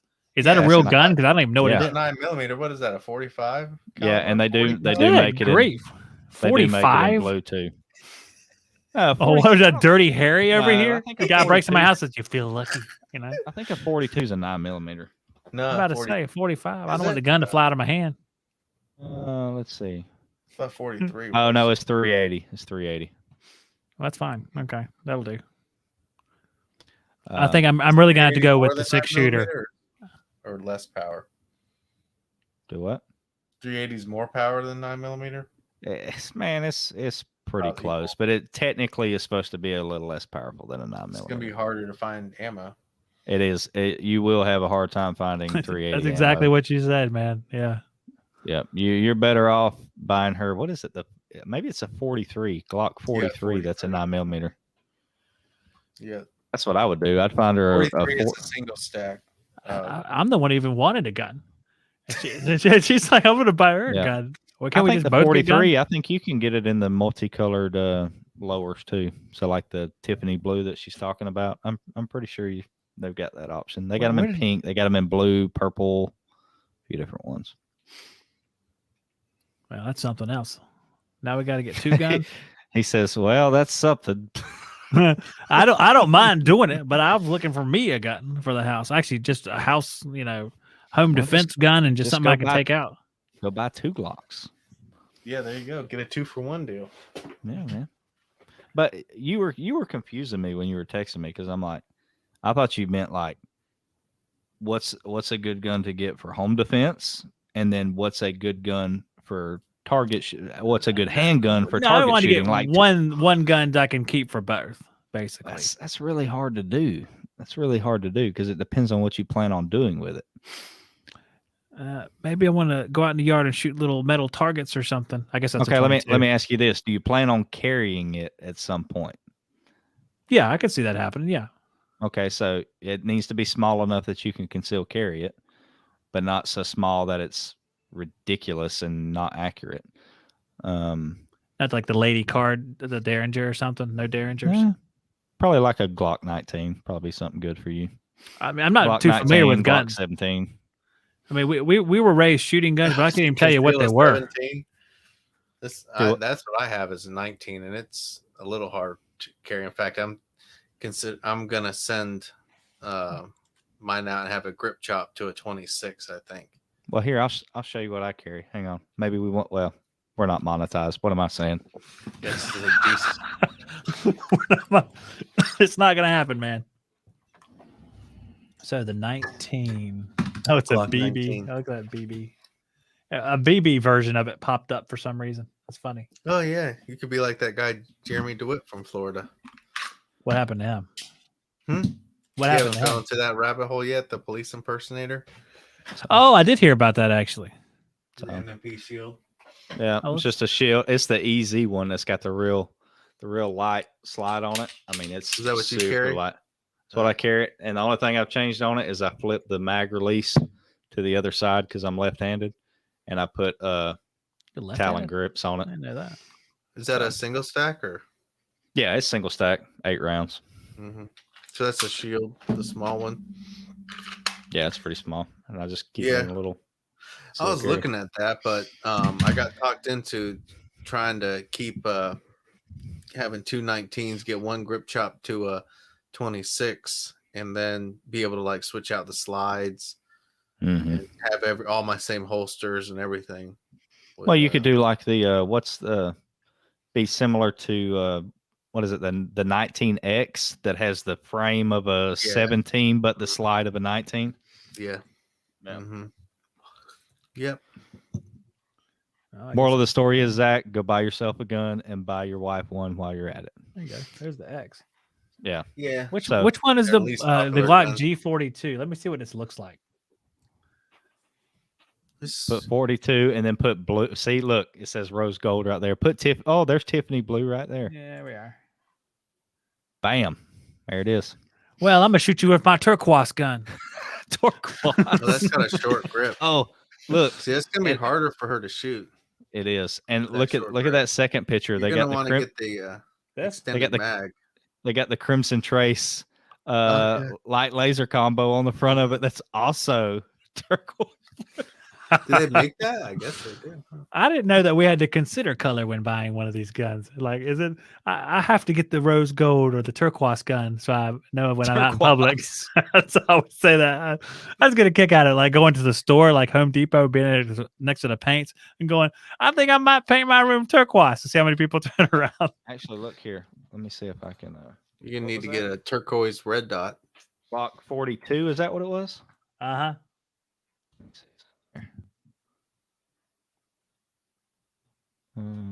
Gee. Let me try this. Is that your little baby Joe? It's a cat. Oh, I thought I heard a cry, but I can hear the meowing now, so never mind. Here you go. I'll give you an idea. Well, can I do that? Let's see. Rose gold. These are made for women. These are definitely. Oh, she might like this. How do I screen Why share? did she write "You're the twat"? Why would my wife write that? That is a strange thing. She really likes you. I don't know that that's an affectionate term. Can I screen share, Zach? Yeah, I think you can. Let me remove this one. Okay, let me try this, and you tell me if you can see it. That is a weird thing to say. Share screen. Okay. And do I hit, I guess, entire screen? Sure. Yeah. Okay. All right. Can you see it now? I can do this. Here you go. Look at that fancy thing. I mean, you got like a $200 gun. You got like a $200 one? I mean, it doesn't have to work every time. It's jammed again, bro. The guy's coming through the window. It's jammed again. $800 now. It's not too bad. Yeah, they're not. Yeah, 43X would be a good gun. Here, So you look. could This was the first gun that I bought Anna. Let me show you this one real quick. Is it? Yeah. And these come in all kinds of crazy colors too. Look, you could get her this one. 1911. That's a Sky. They're made in Daytona Beach, Florida. They have a lifetime warranty. It has a double action only trigger, so it's got a long trigger pull, so you don't have to worry about it, going off in a purse or something like that. And it comes with a Crimson Trace red dot on it. So all she got to do is put the red dot on it and pull the trigger. Look at that. $375 lifetime warranty. Is that like a Mana in their lifetime warranty? Huh? No. Is that like a Mana's lifetime warranty? No. Hope not. Hope not. All right, let me show you. So what? Ooh, Melissa's burning you, son. I don't know why Burning. either. That's so bad. She's giving you 4 kids. Look how Says much you've stupid spent on mics. stupid mics. I have spent a lot, She's got a point. but I sold it. I sold the mics and I gave her the money. Are you kidding me? That doesn't make up for it. I know, evidently not. Hey, what does that go along with? What we were talking about earlier. You know, I committed a crime, but I'm sorry for it now, and I apologize to them. Oh, It doesn't change the fact that you've done Mhm. it to begin with. Right. I got mixed feelings about you now, Beaver. Yeah, bring your wife in. Hey, that's all well and good when we're talking about other people. Just kidding. Hey, just all right, got real. I want to show you my previous home defense weapon. Okay. Here's you It's guys a right here, bat. bro. Woo! This is the Harrison Richardson Hey, there's one. single shot. I know it. I know you had the same one, right? Or not the same one, but you had a different gauge. Yeah. But That one that's hanging it. I up behind think. me. Not this thing right here. I don't know what that's all about. Looks like they had some kind of problem there, but more like fancy. this over here. Yeah. Just don't miss. 410 single shot. That's what I'm saying. Don't miss. Don't miss. Oh, there's 2 of them coming in. Well, we're screwed. Hit them. Shoot one, hit the other one. Could you guys line up and I kind of get 1 or 2 pellets on the guy behind you? Zach was talking about home defense earlier, and I almost said AR, and I'm like, Zach's not an AR type guy, so I'm not going to I'm recommend really an not. AR. I'm more of a sidearm type of person, not an AR-15 running in the yard going, the government's coming type of person. Although I do believe that halfway, but I'm just going to use a pistol. Easy. See, I saw Zach on the roof. Get a nerve. Sniping him. Hey, you can't be in my militia no more. Hey, I like mine, man. I don't know. Bad I like Mama your stuff, Jammer too. right there. I tell you what, yours looks like it's ready for warfare. I mean, just the way it's decked out, it looks like Oh, it's ready to go. you got like an LZ and a chopper coming for And you. and that canic that's hanging right next to it right there, that's a Bad Mama Jammer pistol too. You even got ear protection. You're ready. Armor's wrench. I got what else I got back there? I got all kinds of crap back there. A bunch of pack outs. You can sell them pack outs, get a real nice gun. Do they really just sit? Who am I going to listen? This is the problem with being in an industry where there's like super expensive tools, and like you'll understand what I'm saying here. Like on social media or people that watch YouTube and stuff like that, those are very few of the total number of people that do heat and air. In other words, there's thousands and thousands of people out there that are still running analogs, and they don't have all the fancy tools and stuff. So, well, that's what Chicken Spoke, Georgia is like. Okay. So Right. if I were to go out and say, hey man, I got pack outs and I got a True Blue vacuum rig and I got all this stuff. Well, how much you want for it? I don't know. I'll take $400 or $500 for all of it. $400 or $500. I'll go to Lowe's and buy me a whatever tool bag or this and that. Like, they're not going to spend that type of money around here. What's them things called? AWP. Man, I got me an AWP locking set. I got to screw them together, but I mean they're locked up. And like True $60. Blue vacuum hose, well, I need that, man. I pull vacuums every day through my analogs. Is that conduit with things stuck on the end of it? That's what it looks like. Why is it blue? What is this? Blue conduit. Yeah, My blue kids seal in the tie. pool. Blue seal tie. That's exactly what it is. Blue seal tight with some stuff glued on the end of it. Bergman's like, that's not what it is. That's not what it is. Do you think that Bergman was like, or whoever was it, Bergman that come up with True Blue, or did he just back it? I don't know. I'm not sure. It's AccuTool's product, but was he AccuTool's. part of it? Like, I don't know if he was or not. You think one of that, whoever developed it or whatever, they were looking at Seal Tight like a whip going to a condenser one day. They were like, you know what, this stuff is pretty durable. Like slapping the guy next to him. Hey man. Stuff. Yeah, if we just put another hose on the inside of that, I mean, this would be really. Let's try this. Let's put a couple connectors on the either side of the Seal Tight and see if it holds a vacuum good. Let's put crazy connectors on there. So bulky, they won't fit on most units. Joe's coming out with his real life complaint list now. Hey, I'm with him. I have a True Blue, and I do not use it. I literally use Appion core tool, and I have the standard black 3/8 black Appion vacuum hose, single hose. Nothing wrong with that. I don't use that True Blue because I don't like the connections on it. I don't like AccuTools' core tool. I don't like it. I like the Appion better. Appion's the best. They are the best. I love those. So, and I do demonetized. Yeah, whatever. After all the gun talk, I think we're safe. Yeah, I'm flashing a gun on the camera. When you start dissing AccuTools, man, it's like, phew. Well, we can go through our demonetized checklist. God, check. we love Jesus. Check. I think Trump did win that election. Not my president.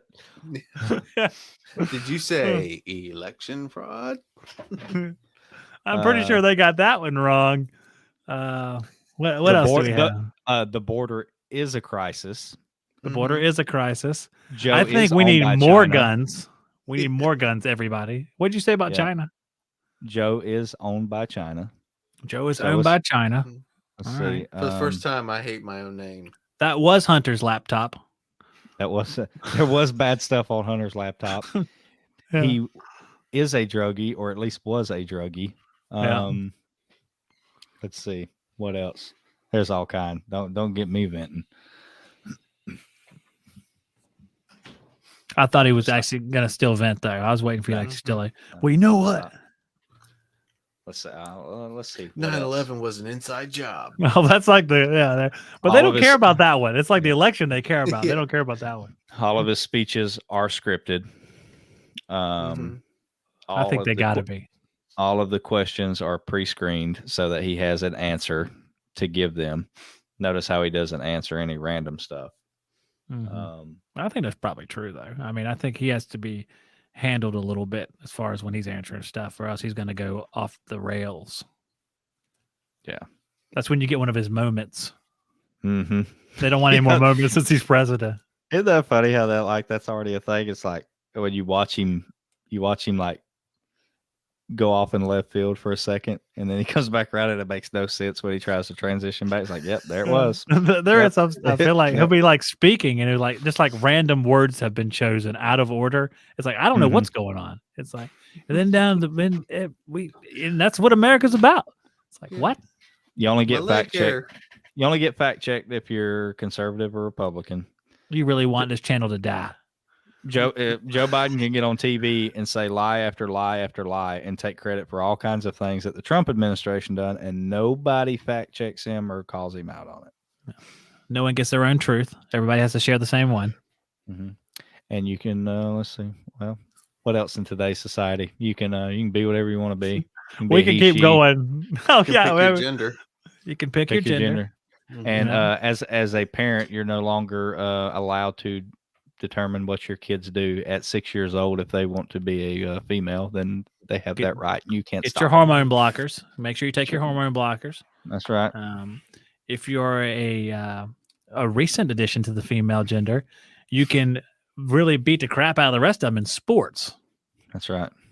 And you look real fast, or whatever the ones I've seen are races where the guy's like 20 feet ahead of all the girls. It's like, she's so brave.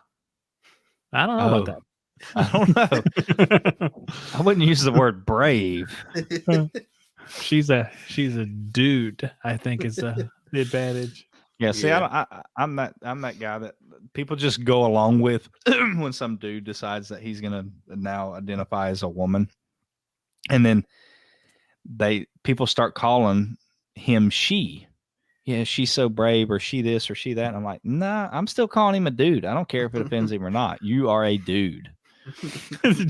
Beaver's like standing there. Well, you're still a boy. Show me some chromosomes. Still a guy. Yep. Yep. Let me see you change your. Yeah. Can you lactate and breastfeed? Can you? What an awkward conversation. Yeah, You know, I'm working on that part. I I'm getting want to those see parts some installed. lactation. So I want to see some lactation, or I'm leaving. I got those parts on order. They're coming in Tuesday. I'm getting them installed on Thursday. Oh my gosh. My It's a physician. crazy world we live in, and I think the moral of the story is, I don't know how I would handle it without Jesus, and that's the God's honest truth. Way to bring it Because back. it is, I feel like the world is slowly starting to spiral, because we've lost all godliness and everything. We do not want to give the credit to God. It has to be, men want to take credit for everything and want to have the solution and the answer to everything, and they never will, never have, and never will. And until we decide to give it back to God, we will continue to spiral. And that's just my honest opinion. I think that's true. I like that. That's good. Like I said, there's no man that's good out there because they can't come up with a morality that is perfect because they're all skewed toward themselves or toward some desire. So I'm gonna go with Jesus. Like they Yep. say, I'm gonna go with the guy that rose from the dead, that appears in history. It's proven, and that's what I'm going with. That's right. Yep. That's right. I feel like Joe should have like a small speech as well. Like I agree. I agree. that's insufficient, Joe. That's an insufficient speech. You need to say something inspirational. Joe, we're going to need you to give us your full testimony right now. The stream's already 2 hours long. Yeah, this has been a longie. Well, it started back in 1945 with my grandmother. You get my guitar. Yeah, can I get some music? Can I get some music? But yeah, definitely the country is going downhill, and I don't know how the have your best life now. Things doesn't seem to be working out too great. Yep. The way the country's going, and it's sad. I definitely worry about my kids, but I think every generation feels like that a little bit. But Yeah. you know, I don't know what's going to be left of the country. The more we take God out of everything, like you were saying. And unfortunately, there is no America in Revelations. There's no Western superpower. So, do you think that, and it's probably hard to say that this will happen just because there seems to be a lot of liberals and Democrats that are running to these states, but Florida, you know, your home state is a good example, and also Texas. You know, they are passing different laws, like going totally against what the rest of the government is trying to do right now. So do you think there's a possibility anytime in the future that Texas or Florida just says, you know what, enough is enough. We're going to do our own thing, you know? Yeah. Succeed from, yeah, we're lucky. We have a really good conservative governor. Oh, yeah. He's awesome. Yeah, he is awesome. And we were so close to having a very bad liberal governor. So it was so close. So, you know, unfortunately, I feel like anyone from California or New York or, you know, shouldn't be allowed to vote for like 20 years if you're going to move to Florida. Like you shouldn't be allowed to come here and then basically make it just like the place you hated and left. Yeah, that's it. And that's it. That seems to be what happens. Is like you're running away from a state that you have put all these things in place, and you've destroyed your own state with taxes and all these different things, and voting these ridiculous people into office. And now that you don't want to take it anymore, you run to Florida or Tennessee or Texas or wherever, and then you start voting for the same stupid policies that ruined your home state. It's like, did you not learn your lesson? No. Yeah. Because it's like hidden. People think they're, I guess, you know, doing the right thing, but They're definitely not smart enough to be voting. I don't know about is it pretty bad in your area? I know like places like South Florida have tons of Yankees moving in and stuff, but is it bad like where you're at over in the? I guess you consider that Panhandle. Yeah, my Leon County always goes Democrat. Really? Unfortunately, yeah. So they'll be like, there's been a lot of Northerners that's moved in there. It's a lot of government employees and stuff here too. Live in Tallahassee. Some neighborhoods would be like Biden, Harris posters all over, and I'm like, are you serious? Yeah, that's and really. I struggle with the same thing. Like, I wish, I know we joke about I live in Chicken Spoke, Georgia, or whatever, but like, it would probably shock both. Maybe not so much Zach, but you live in Tallahassee, right? So like, you live in the city or in town. I am in a super rural area. I mean, the only record that my county holds for the state of Georgia is most dirt roads in a county. That is no joke. That's a fact. That's pretty funny. That's a fact. So super small town, super slow pace, one red light, you blink, you'll miss it type town. No big box stores, mom and pop restaurants. I mean, it is stuck in the past. And so it has Mayberry. Yeah. I mean, straight up Mayberry. So in the past, it has been, it is like 99.6% Republican conservative people. And this past election, man, I'd be driving down, different county roads and stuff, and you'd see Biden Harris signs out. I'm like, what? Like, where did you come from? And what brought you to Brantley County, Georgia? Because you don't fit in here. I don't. Yeah, it's weird. Yeah, yeah, but I kind of feel ashamed to be in our county because it's always goes blue, and then if you go like west towards Pensacola, that'll be all red. Pretty much Jacksonville red down to like Central Florida red. Yeah. So yeah, it's and what's weird is we're getting we're getting ready to hire a guy that's a tech that's moving here from Pennsylvania, and I've got 2 or 3 other ones that I'm waiting to get down here to have an interview with them. Pennsylvania, New Jersey, New York, Virginia, somewhere else. I mean, they're coming like crazy, and they're coming to a little old small nothing county. You know what I mean? Like, it just blows my mind that there are people moving from up north to my little small town here in Southeast Georgia. And if that's the case, I mean, I couldn't imagine what was like coming in around Tallahassee or, Jacksonville or bigger places. Yeah. Because, I know my buddy's got someone from Long Island coming to work for him in his heat and air business. Yeah. So, and the other thing that's, I won't say, I shouldn't say like if you're a northerner you're bad, because I'm sure there's good conservative, right leaning people in every state. So I shouldn't say all northerners are destroying the South, because that's wrong. City dwelling northerners. Yeah, I mean liberal minded, democratic minded northerners socialist is what I'm talking. Yeah, socialist. But the next town over, I'm 20 minutes from the beach.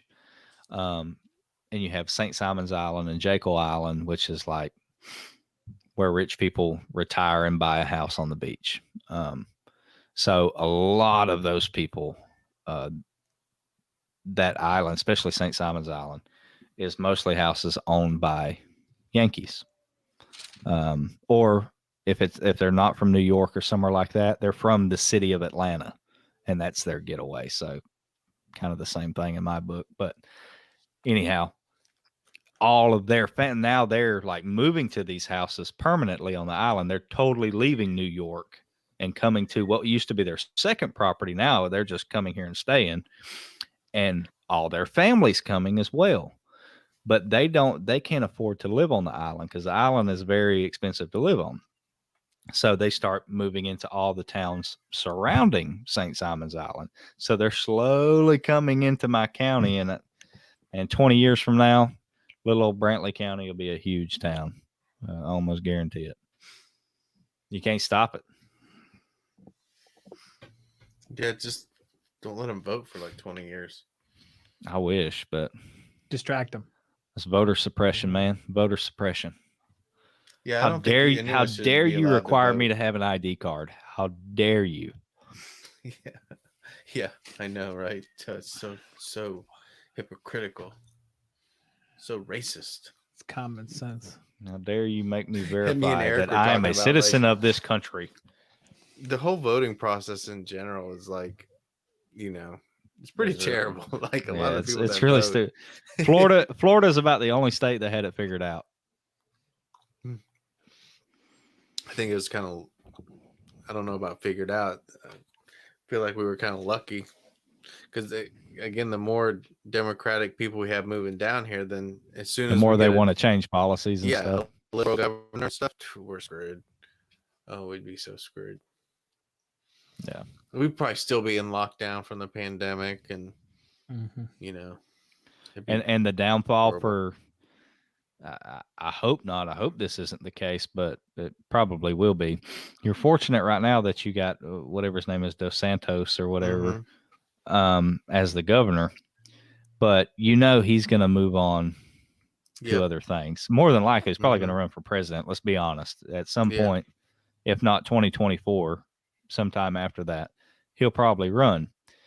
And that means somebody else is going to take his place.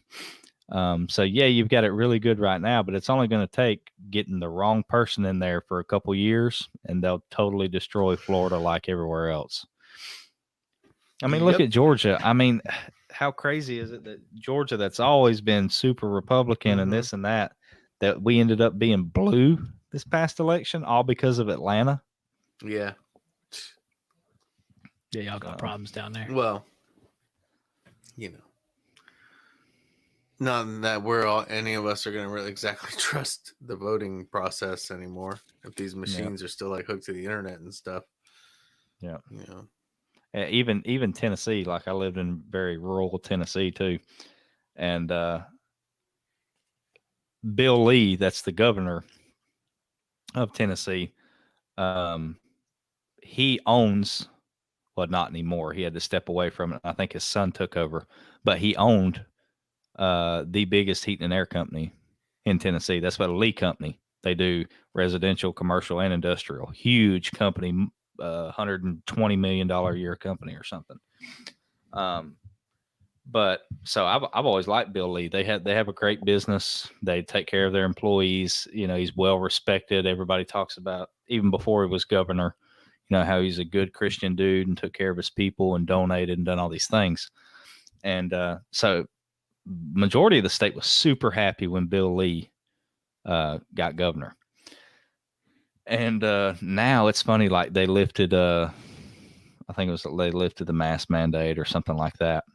And I think it was Fox News out of Nashville was covering it. They put an article on Facebook or somewhere, and you wouldn't have believed the comments of these people talking about, he's going to be directly responsible for killing thousands of people. He's not taking this seriously. He's a joke of a governor. I would never vote for him, blah, blah, blah, all this stuff. And I'm like, are you listening to yourself? I mean, there were people on there saying, I will wear a mask for the rest of my life. I've had both I've had both vaccines, and I still mask up every day because I truly want to save lives and stuff. I'm like, oh my God. Yeah, they're the guy standing on the sidewalk at the bus stop by himself wearing a mask. Yeah. I guess the point of my story was that, like, I would never think that, especially Tennessee, man, like, people in Tennessee are super country. They're super conservative. But Nashville is being took over by liberals. Nashville's like Austin. bad. Yeah, it's like yeah. Austin, They're like Texas. Austin, Texas. Yeah. Yeah. Liberals fleeing their previous horrible environments to reconstruct them. Mm-hmm. I'm sure it'll work here, guys. Yeah. Everybody has a cool accent. Yeah, I mean, it's like, unfortunately, their social engineering test worked flawlessly. So I wonder what they have in store for us next. Doesn't would you North literally- Carolina? Yeah. I'm sorry. Go ahead, Joe. They just literally have people fighting on Facebook now about wearing masks and how Mm-hmm. it's like, wow.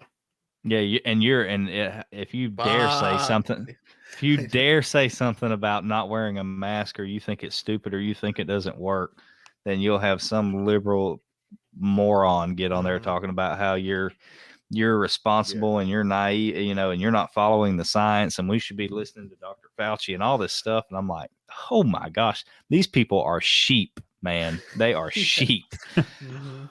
Have you watched Congressman Jordan talking to Fauci? Some of their Oh, yeah. exchanges.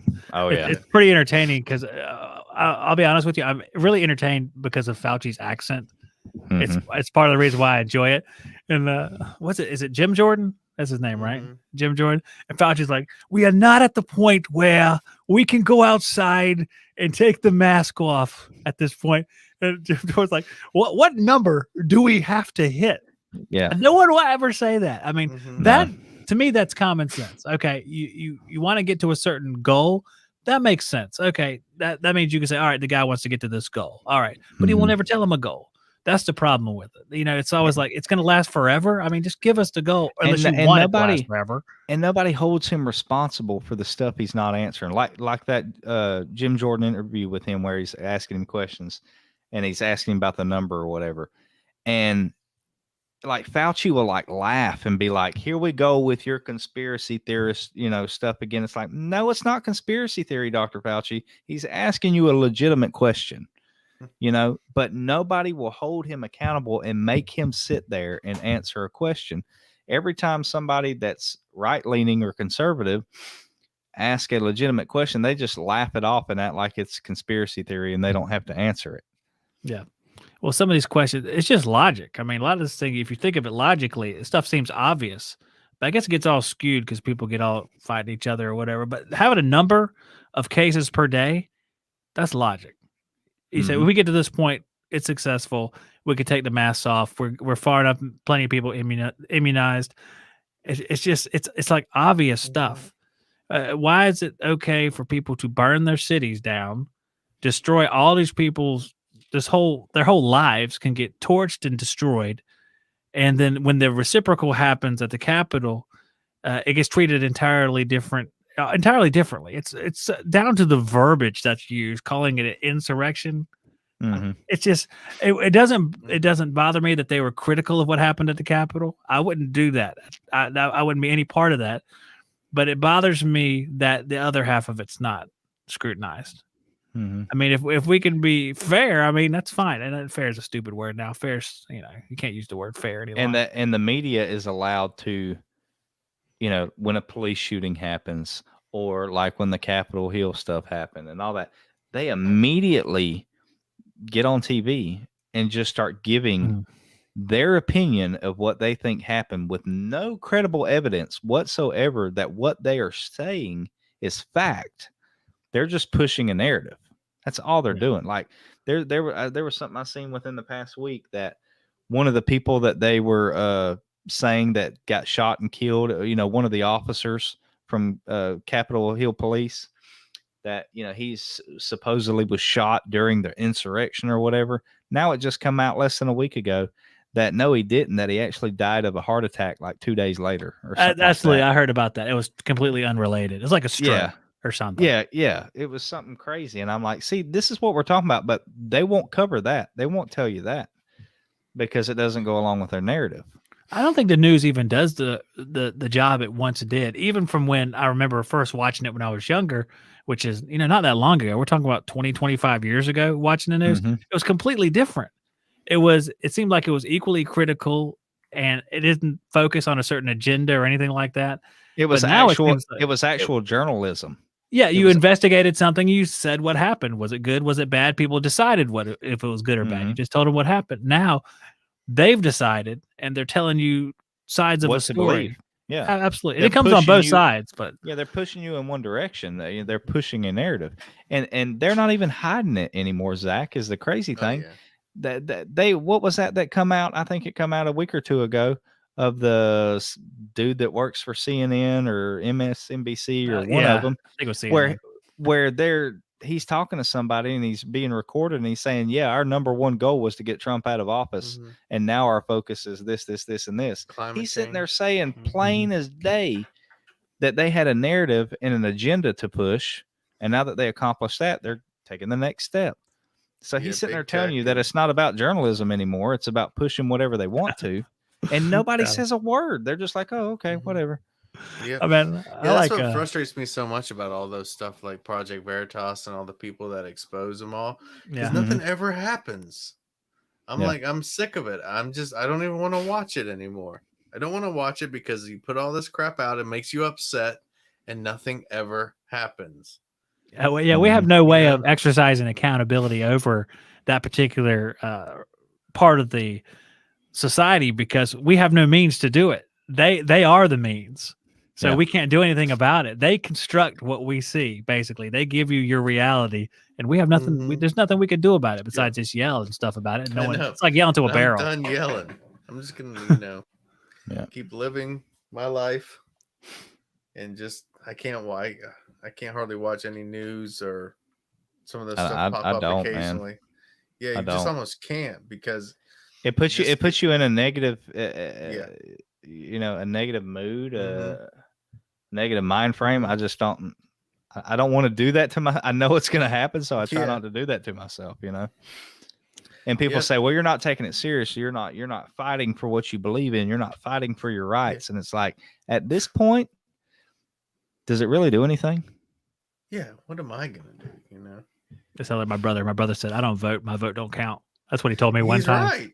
And there is Sad. truth to that. I think yes, Sad, but just on a it's mathematical like- level yeah. and a propaganda level. And people talk Yeah. about like their Second Amendment and stuff. It's like, oh, you disarm the people, that's tyranny. I'm like, listen, if they send tanks in the army and the Marines in Tallahassee, I ain't doing nothing with my little, I don't care if I had an AR. Beaver's down there thinking, I will fight those tanks. I will stand at my house and fight those tanks. Straight And I up. don't disagree. If it's like You the can, British are coming. Yeah.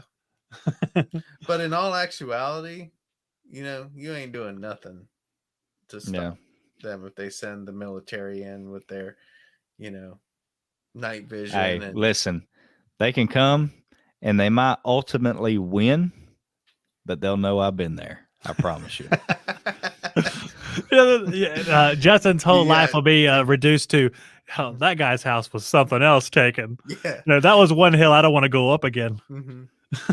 Justin's probably got his flak jackets and night vision. He's gonna be on the roof of his house, like. Oh no, it'll be. Yeah, I don't know if you guys have watched The Patriot, but I think every American should have already done it. In the very beginning, when Mel Gibson's character is up there after his young son is killed, have you seen the movie? Mhm. The Patriot. Okay.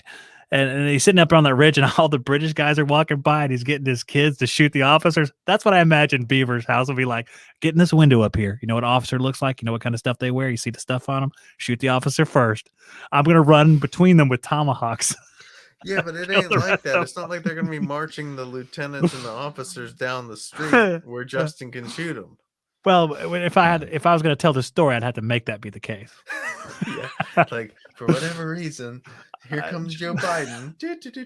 Just imagine like the Germans in one of those very eccentric hats they would wear for their officers. That's what I was imagining. Mhm. Yeah. Shoot that guy. Coming in Root in the their- guy. Open top Volkswagens. Yeah, they're all walking Yeah. like this down the street, Just start at the front and move to the back. It's fine. Yeah. Wow. Hey, I I'm gonna just- read something. I want to read something for you guys real quick and tell. We have an advantage over people that think the opposite of us. Okay, we have a huge advantage. Mm-hmm. We don't need a gun. We don't need anything. All right. This is 1 Peter. This is our advantage. Blessed be the God and Father of our Lord Jesus Christ. According to his great mercy, he has caused us to be born again to a living hope through the resurrection of Jesus Christ from the dead, to an inheritance that is imperishable, undefiled, and unfading, kept in heaven for you. That's the advantage we have. All we gotta do is wait this piece of crap. We can wait this out. You know what I'm saying? And Let the then we will tanks roll have, by. Beaver might get there first if he wants to fight the tanks. I see you Then we'll- boys when you catch up. That's right, because I'll be looking forward to having a 100% holy, just ruler.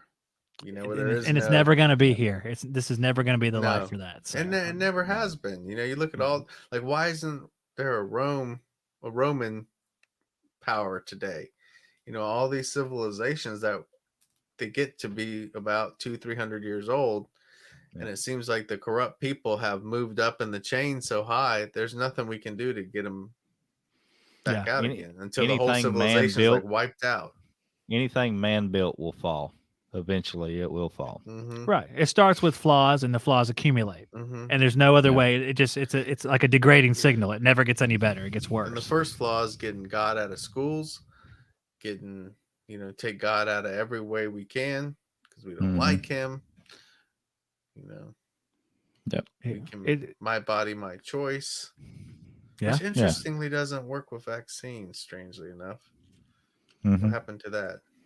With Joe's clever political lingo. That's good. I mean, my answer to my body, my choice is, as far as women getting pregnant and having abortions or whatever, it's like you do have a choice. It's called don't have sex until you're ready to have a kid. You absolutely have choice, and you picked the wrong choice. So now you need to live with those consequences of making the bad choice. So, right. Or give it up for adoption, Yep. Yeah, I never understood that. Why they just couldn't do that. I never understood that. A lot of people once they have it though, they know they can't just give it up. Like they'll end up kind of wanting to keep it, so it's just like a way for them to just not have to think about it. Yeah, they just a strange closure. They don't want to. Yeah, they don't want to see it. They don't want to because once they give birth, it's God built it into men and women. When they see that baby born, it's going to be like an instant. I can't give this thing up. Yeah.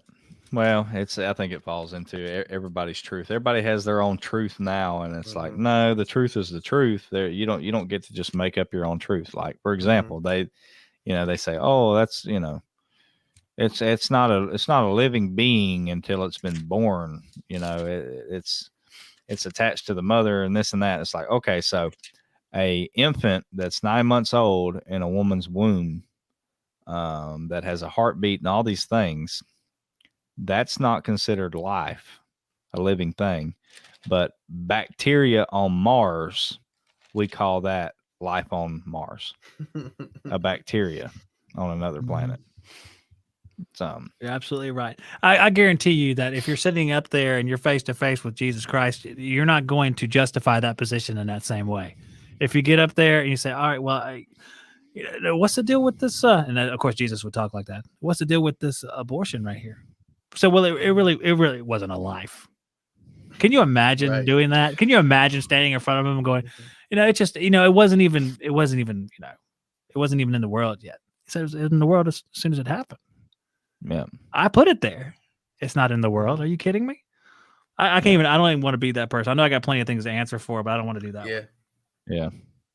Yeah. No, we all got plenty of things to answer for. And it's what's funny, even about the people that don't believe, they're going to have their day of judgment. And, at that point, obviously they will realize that they were wrong their entire, earthly life. So at that point, it's just going to be like trying to plead their case, right? Because that now they realize, oh crap, they were right this whole time. And you know what? I think the worst thing for me, like the fear for me, is like the look on his face when I come up with this ridiculous response to try to justify why I made that bad decision. You know what I mean? Mm-hmm. Almost like the look. Well, no point intended, but they talk about it being, He's your heavenly Father. So I kind of picture it like when you did something stupid as a child, Mhm. and your dad gave you that ridiculous look, like, really, that's your excuse, you know? I kind of envision it as the same thing, like it's going to be a stupid answer. You know what I mean? Well, I'm hoping that we don't have to like sit through all that. As Imagine how believers. long that would take. I'm hoping, you know. I'm hoping Be that like, we're going. I've got one answer, Lord. I've got one answer for everything that you're gonna bring up. We could sum all that up right now. You know, your son, you know, paid the price for that. That's all I got. How much easier is that than these Old Testament dudes who are going according to the law? Oh, How yeah. much easier is it for us to be who we are now? And with everything that's happening, Oh man, all we had to do is have faith that Christ died, Mhm. arose, and cleansed every sin. And in the Old Testament, guys, look at the list of stuff. I quit Leviticus halfway through, Mhm. and the list was 2 miles long Yeah. of things like that. I mean, Rabbi, you even know what just I'm the saying. whole animal sacrifice thing was like a, Right. you know, brutal for like your.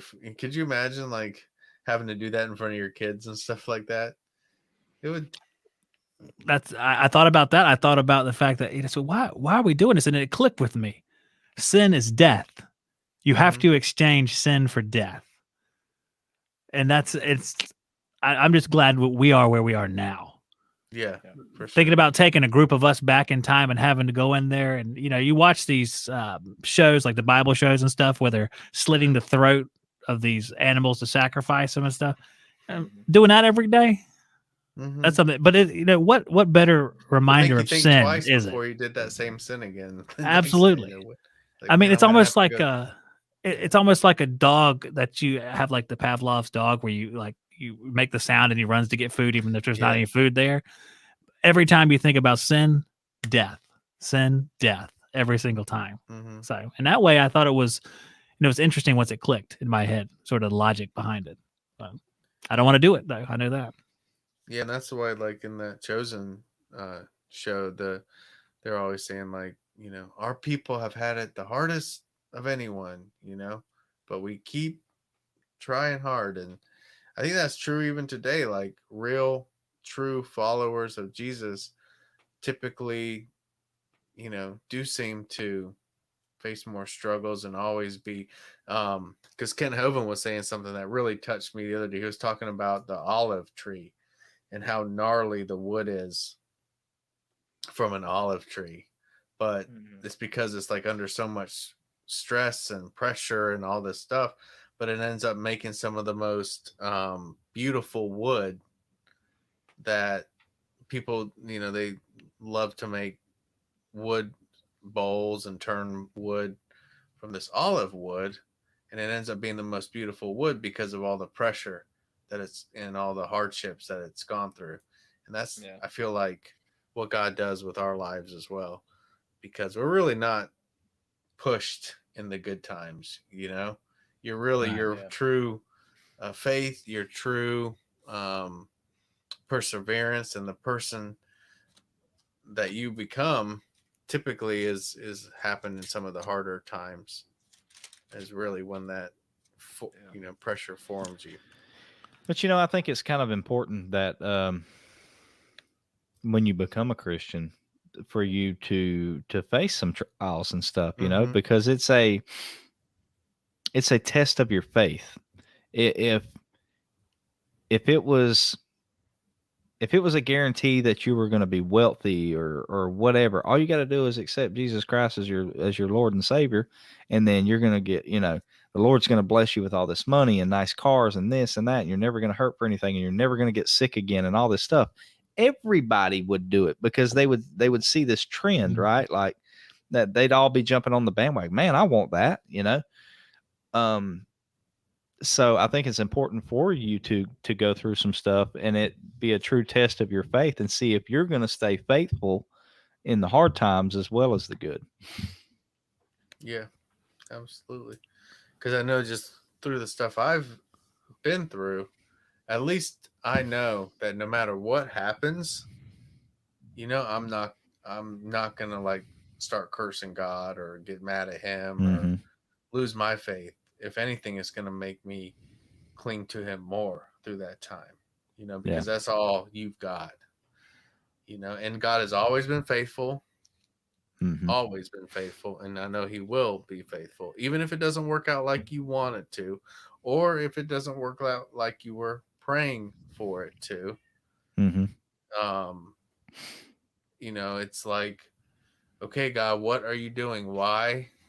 And it will sometimes in this life, a lot of times in this life, you'll look back and you'll say, if that didn't happen, this would never have happened, and I would not be here today. And I'm happy that it happened. I'm happy that I had to go through that.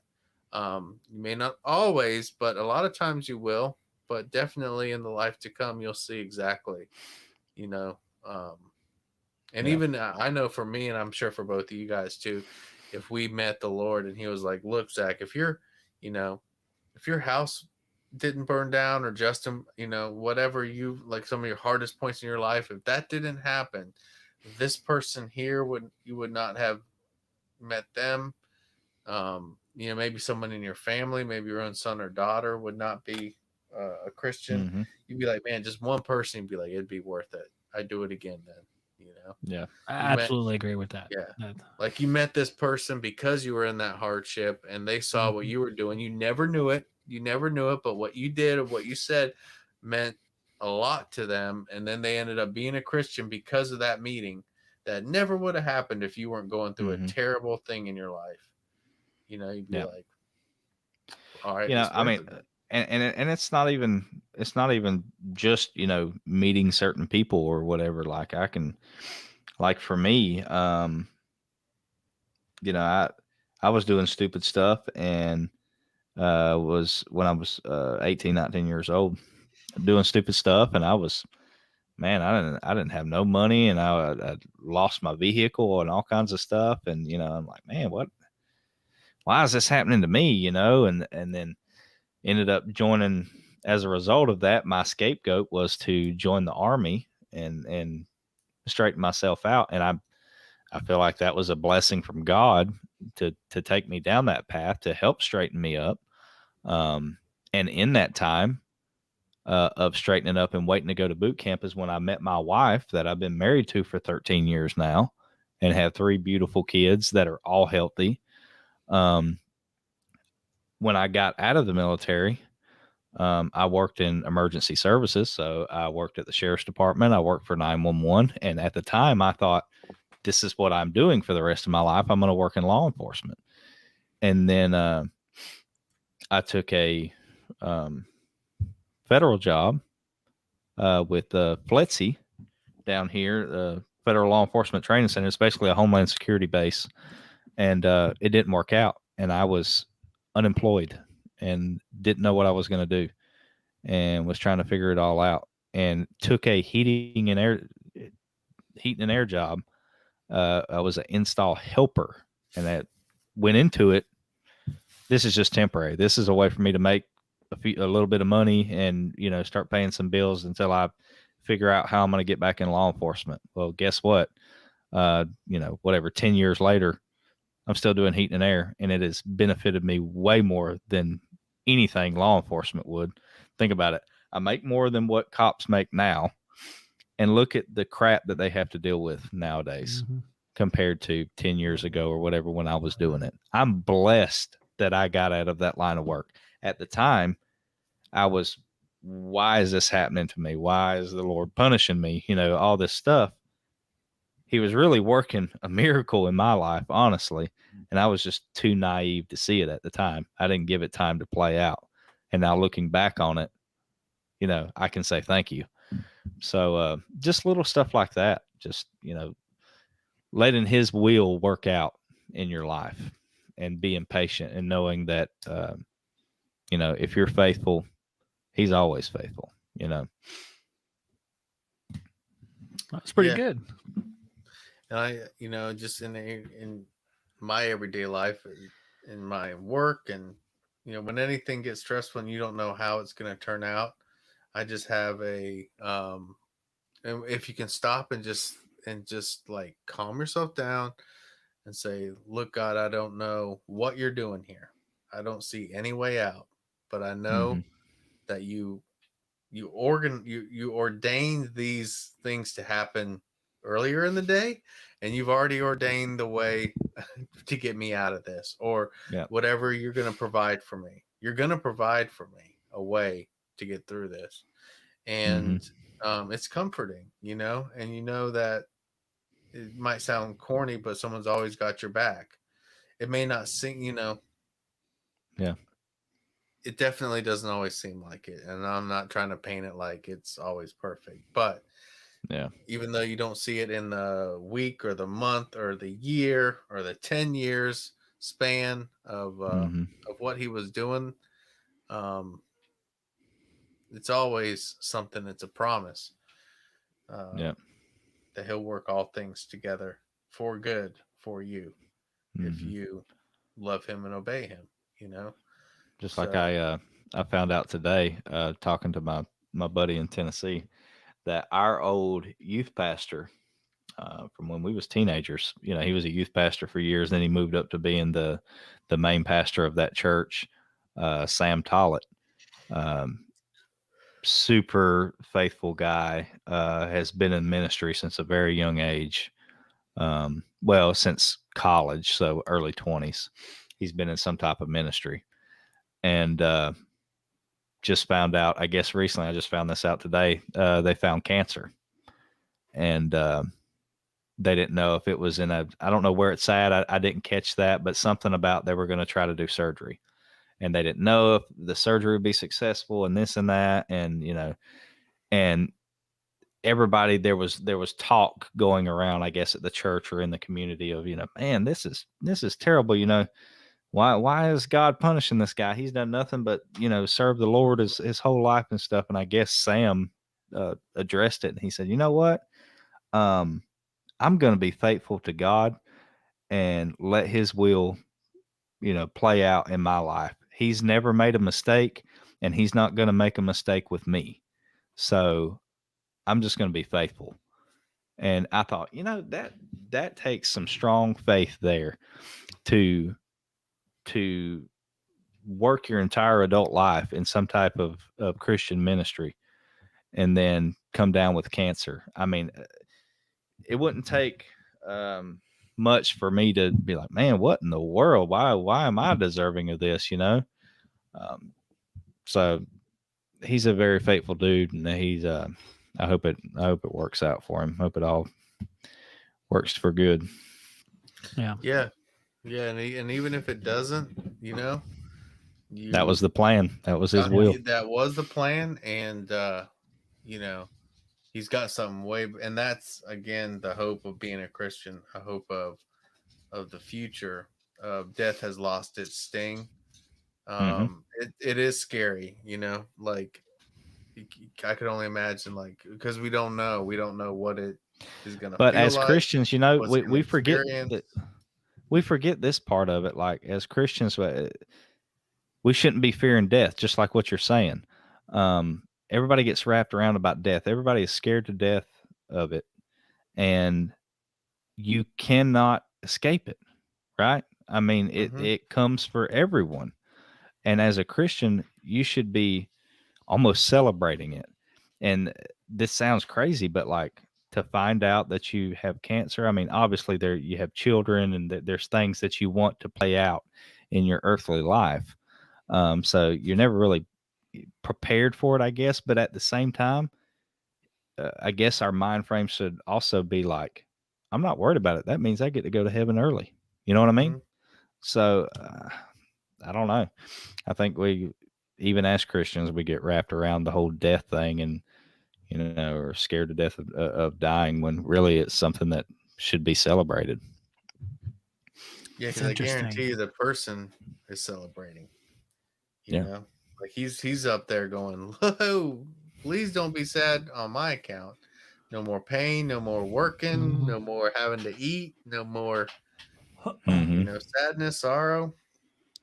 But I think there's fear of the physical death. There's fear of uncertainty. You don't know how it's going to happen. You don't know if it's you hear stories about what happens, but you have to. And I guess in that one moment, that all the people that you've ever known, they're going away.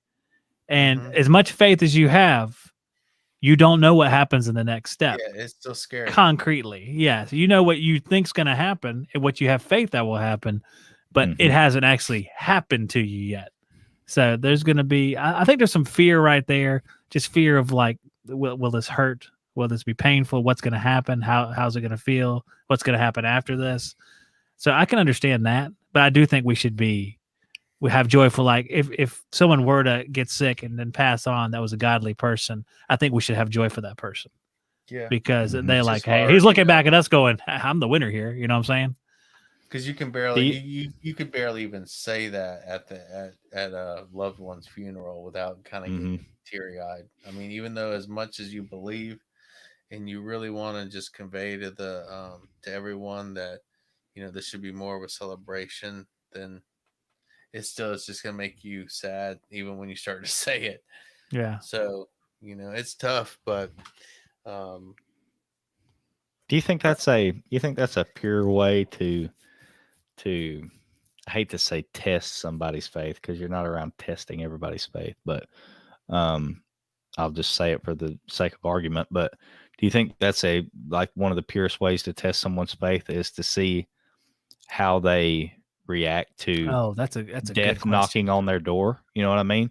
Are they Do they scared to abandon their death? faith right away? Do they abandon their faith, or do they say, "I'm not worried about it. I'm ready"? You know mm-hmm.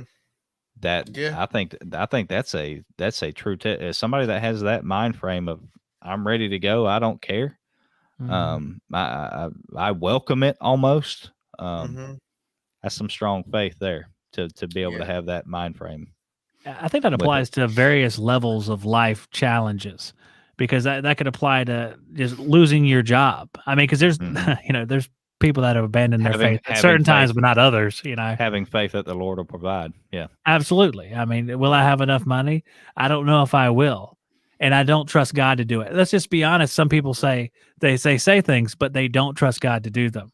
Mm-hmm. I think Mhm. it's pretty obvious in everything that we do that nobody fully trusts God because why would we act the way we do Yeah. if that was the case? And that's Yeah. what we're working towards. I think understanding that helps you attack that problem in your own Yeah. life. I really do. If you can admit that, I'm doing this because I'm trying to handle this for myself. Well, how's that going to go for you? Yeah. I know for me, he's always been faithful to me in little ways that I can kind of latch on to where I'm like, okay,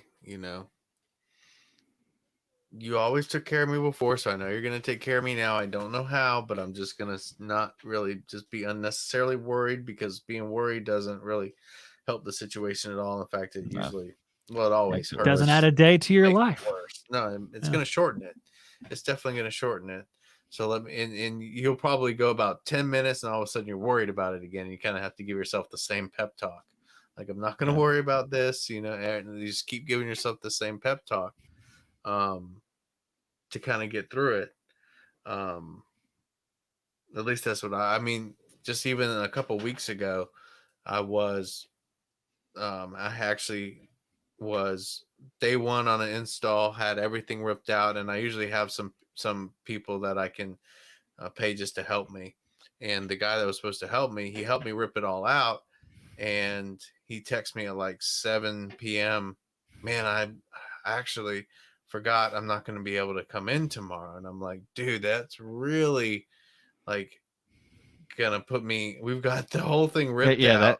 That's detrimental to you. Yes, like Yeah. I just needed you for like half a day tomorrow. If we could just get that air handler up there, get the Yeah, platform help built, me get the equipment in place, That's and then you can check out. Yeah. But for when people don't work for you and they just help you out and they have other commitments in their life, you don't you can't say much. So Yeah. this is one of those times where immediately the first thought that hit my head was, God gave me this install because it was like a cold call. I had worked for them like one time. They just found me online. They actually called someone else to come back again who condemned the unit.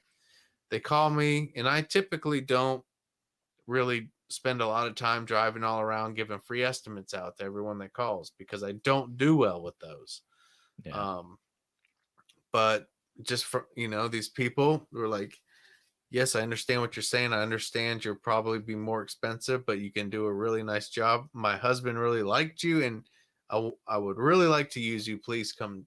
I'm like, okay, come give him a quote. God basically gave me this job. So I'm like, I just kept saying, like, you gave me this job. You'll figure out a way for me to complete it. And I was all ready to, like, I guess I'll have to set up my little winch and kind of winch the unit up in the attic myself, and spend hours trying to get because it's hard to get those duckboard plenums like on the unit nicely by yourself. So figure out a way to do that.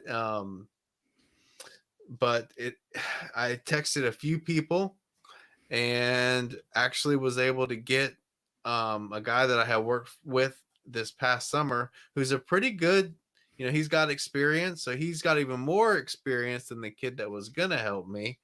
He was available. He said, yeah, I'll come help you. And he was a great help to me. We got more done that day than I even thought I was going to with the other kid. So, that's just something that kind of sticks. Well, it happened recently, so it's kind of sticking with me now. But these little like hiccups where you kind of start to get stressed out, and then ends up something happening, and it's even better than it would have if you just like, push through it. And it's just those little experiences really help you with the bigger stuff too, to say like, you have to give yourself that pep talk like probably every 10 minutes. But you need you a permanent helper, Joe. Just hire you one. Yeah, it just stinks because then you can't just tell them, well, I don't really have much work for you today. Just stay home. Yeah, no, they're and I'm kind of a lone wolf. I'm like Zach too. I kind of like being by myself unless I need help. Oh, I'm down with that. I absolutely do. I'm the same way. Yeah, because I had someone, I've had people riding with me like every day. It kind of gets old. Like I kind of like want to be by myself again. When I work for big companies and like, they'd hire new people, and I was always the guy that got picked to train the new guys. I don't know what it was, but I'd always have new guys riding with me. And after like that first day, it's okay. You're carrying on a conversation. It's new. You can, kind of cut up and have a good time. But then after about like day 2 or day 3, I'm like, I'm ready to just run service by myself, man. Put this dude with somebody else, Well, I get sick of saying, just move over. I'll do it. Yeah. That's what I said. Here, let me get that instead. I don't want to explain how to do anything. I just want to just go ahead and take care of it. Yeah. I was talking to someone about that too. Like, you stand over them at the condenser and you're like, you don't want to be be that guy, but you're like, don't do the low voltage that way. No, do it like the this. red's obviously going to go to the red. You know that. Okay. You know that. All right. Okay. It's like, dude, I can't sit here and watch you struggle to strip this wire for like half an hour. Like, give me those freaking, That's about right. Yeah. Solder, let me show you how to do it. Where you take somebody that's really green, and like maybe they know how to work a meter, but they don't know a whole lot about air conditioning or something like that, or they're one of the people that say that they do it. They absolutely have no experience. Oh yeah. And like the condenser's not coming on or something. It like you see them take the leads or whatever. They go to the bottom of the contactor and they go to the top of the contactor, and the contactor's not even pulled in. It's like the contactor's not pulled. The contactor's not pulled in. What are you doing? What are you testing right now? Obviously, there's no voltage. Obviously there's no voltage on top of the contactor because the contactor's not pulled in. What are you doing? Get out of the way. Give me that meter. If they ask you a question in response, it's bad. It's like I'm testing electricity. Move over. Oh yeah. Move over. Put the leads down. I just saved your life. Or they check 24 volts on Y coming into the condenser, but the contactor's not pulled in, and they're like, oh, it's a bad contactor. I'm like, no. You got a defrost board. You got high and low pressure switches. What are you doing? It's probably the compressor, pal. Let's go ahead and get our gear. Yeah. Well, contactor's not pulling in, so we got a bad contactor. Let me change that first. Yep. Yeah, but we were all like that at one point. That's right. No, none of us were ever that bad. No, I was like right away. I'm like, low pressure switch. Thing's out of gas. You know? It's Freon. Everything in our world is damaged by a lack of Freon. Or like, there's been some videos on YouTube where the guy's like, cleaning the whole thing. He's got a bad fan motor. He puts a fan motor in the thing. Things still won't It's work. dry. It's freaking out. It's freaking flat. You're like, bro. That is pretty good. Come on, man. That's life lesson. That's like life lesson number 1. Yep. Just push the Schrader in or something too. And Yep.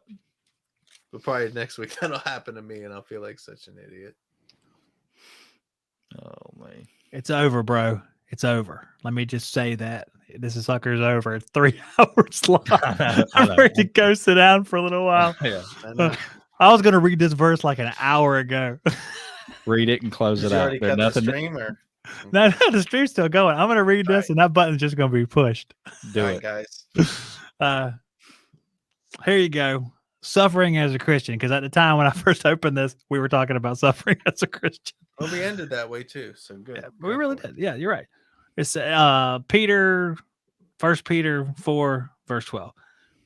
Beloved, do not be surprised at the fiery trial when it comes upon you to test you, as though something strange were happening to you. But rejoice insofar as you share Christ's sufferings, that you may also rejoice and be glad when his glory is revealed. Now, I'm just going to hit a button. Everybody says Hold bye. on. What? Nah. I'll say bye. What? Okay. All right. Go ahead. To all our viewers, Craig, Jessica, Steve, all our loyal viewers, we love you guys. And if anyone's watching this that has any questions, I know me, Zach, or Justin would love to be able to answer any questions, send you a Bible, point you in the direction of some good, godly things to watch or read. And you'll have a great week.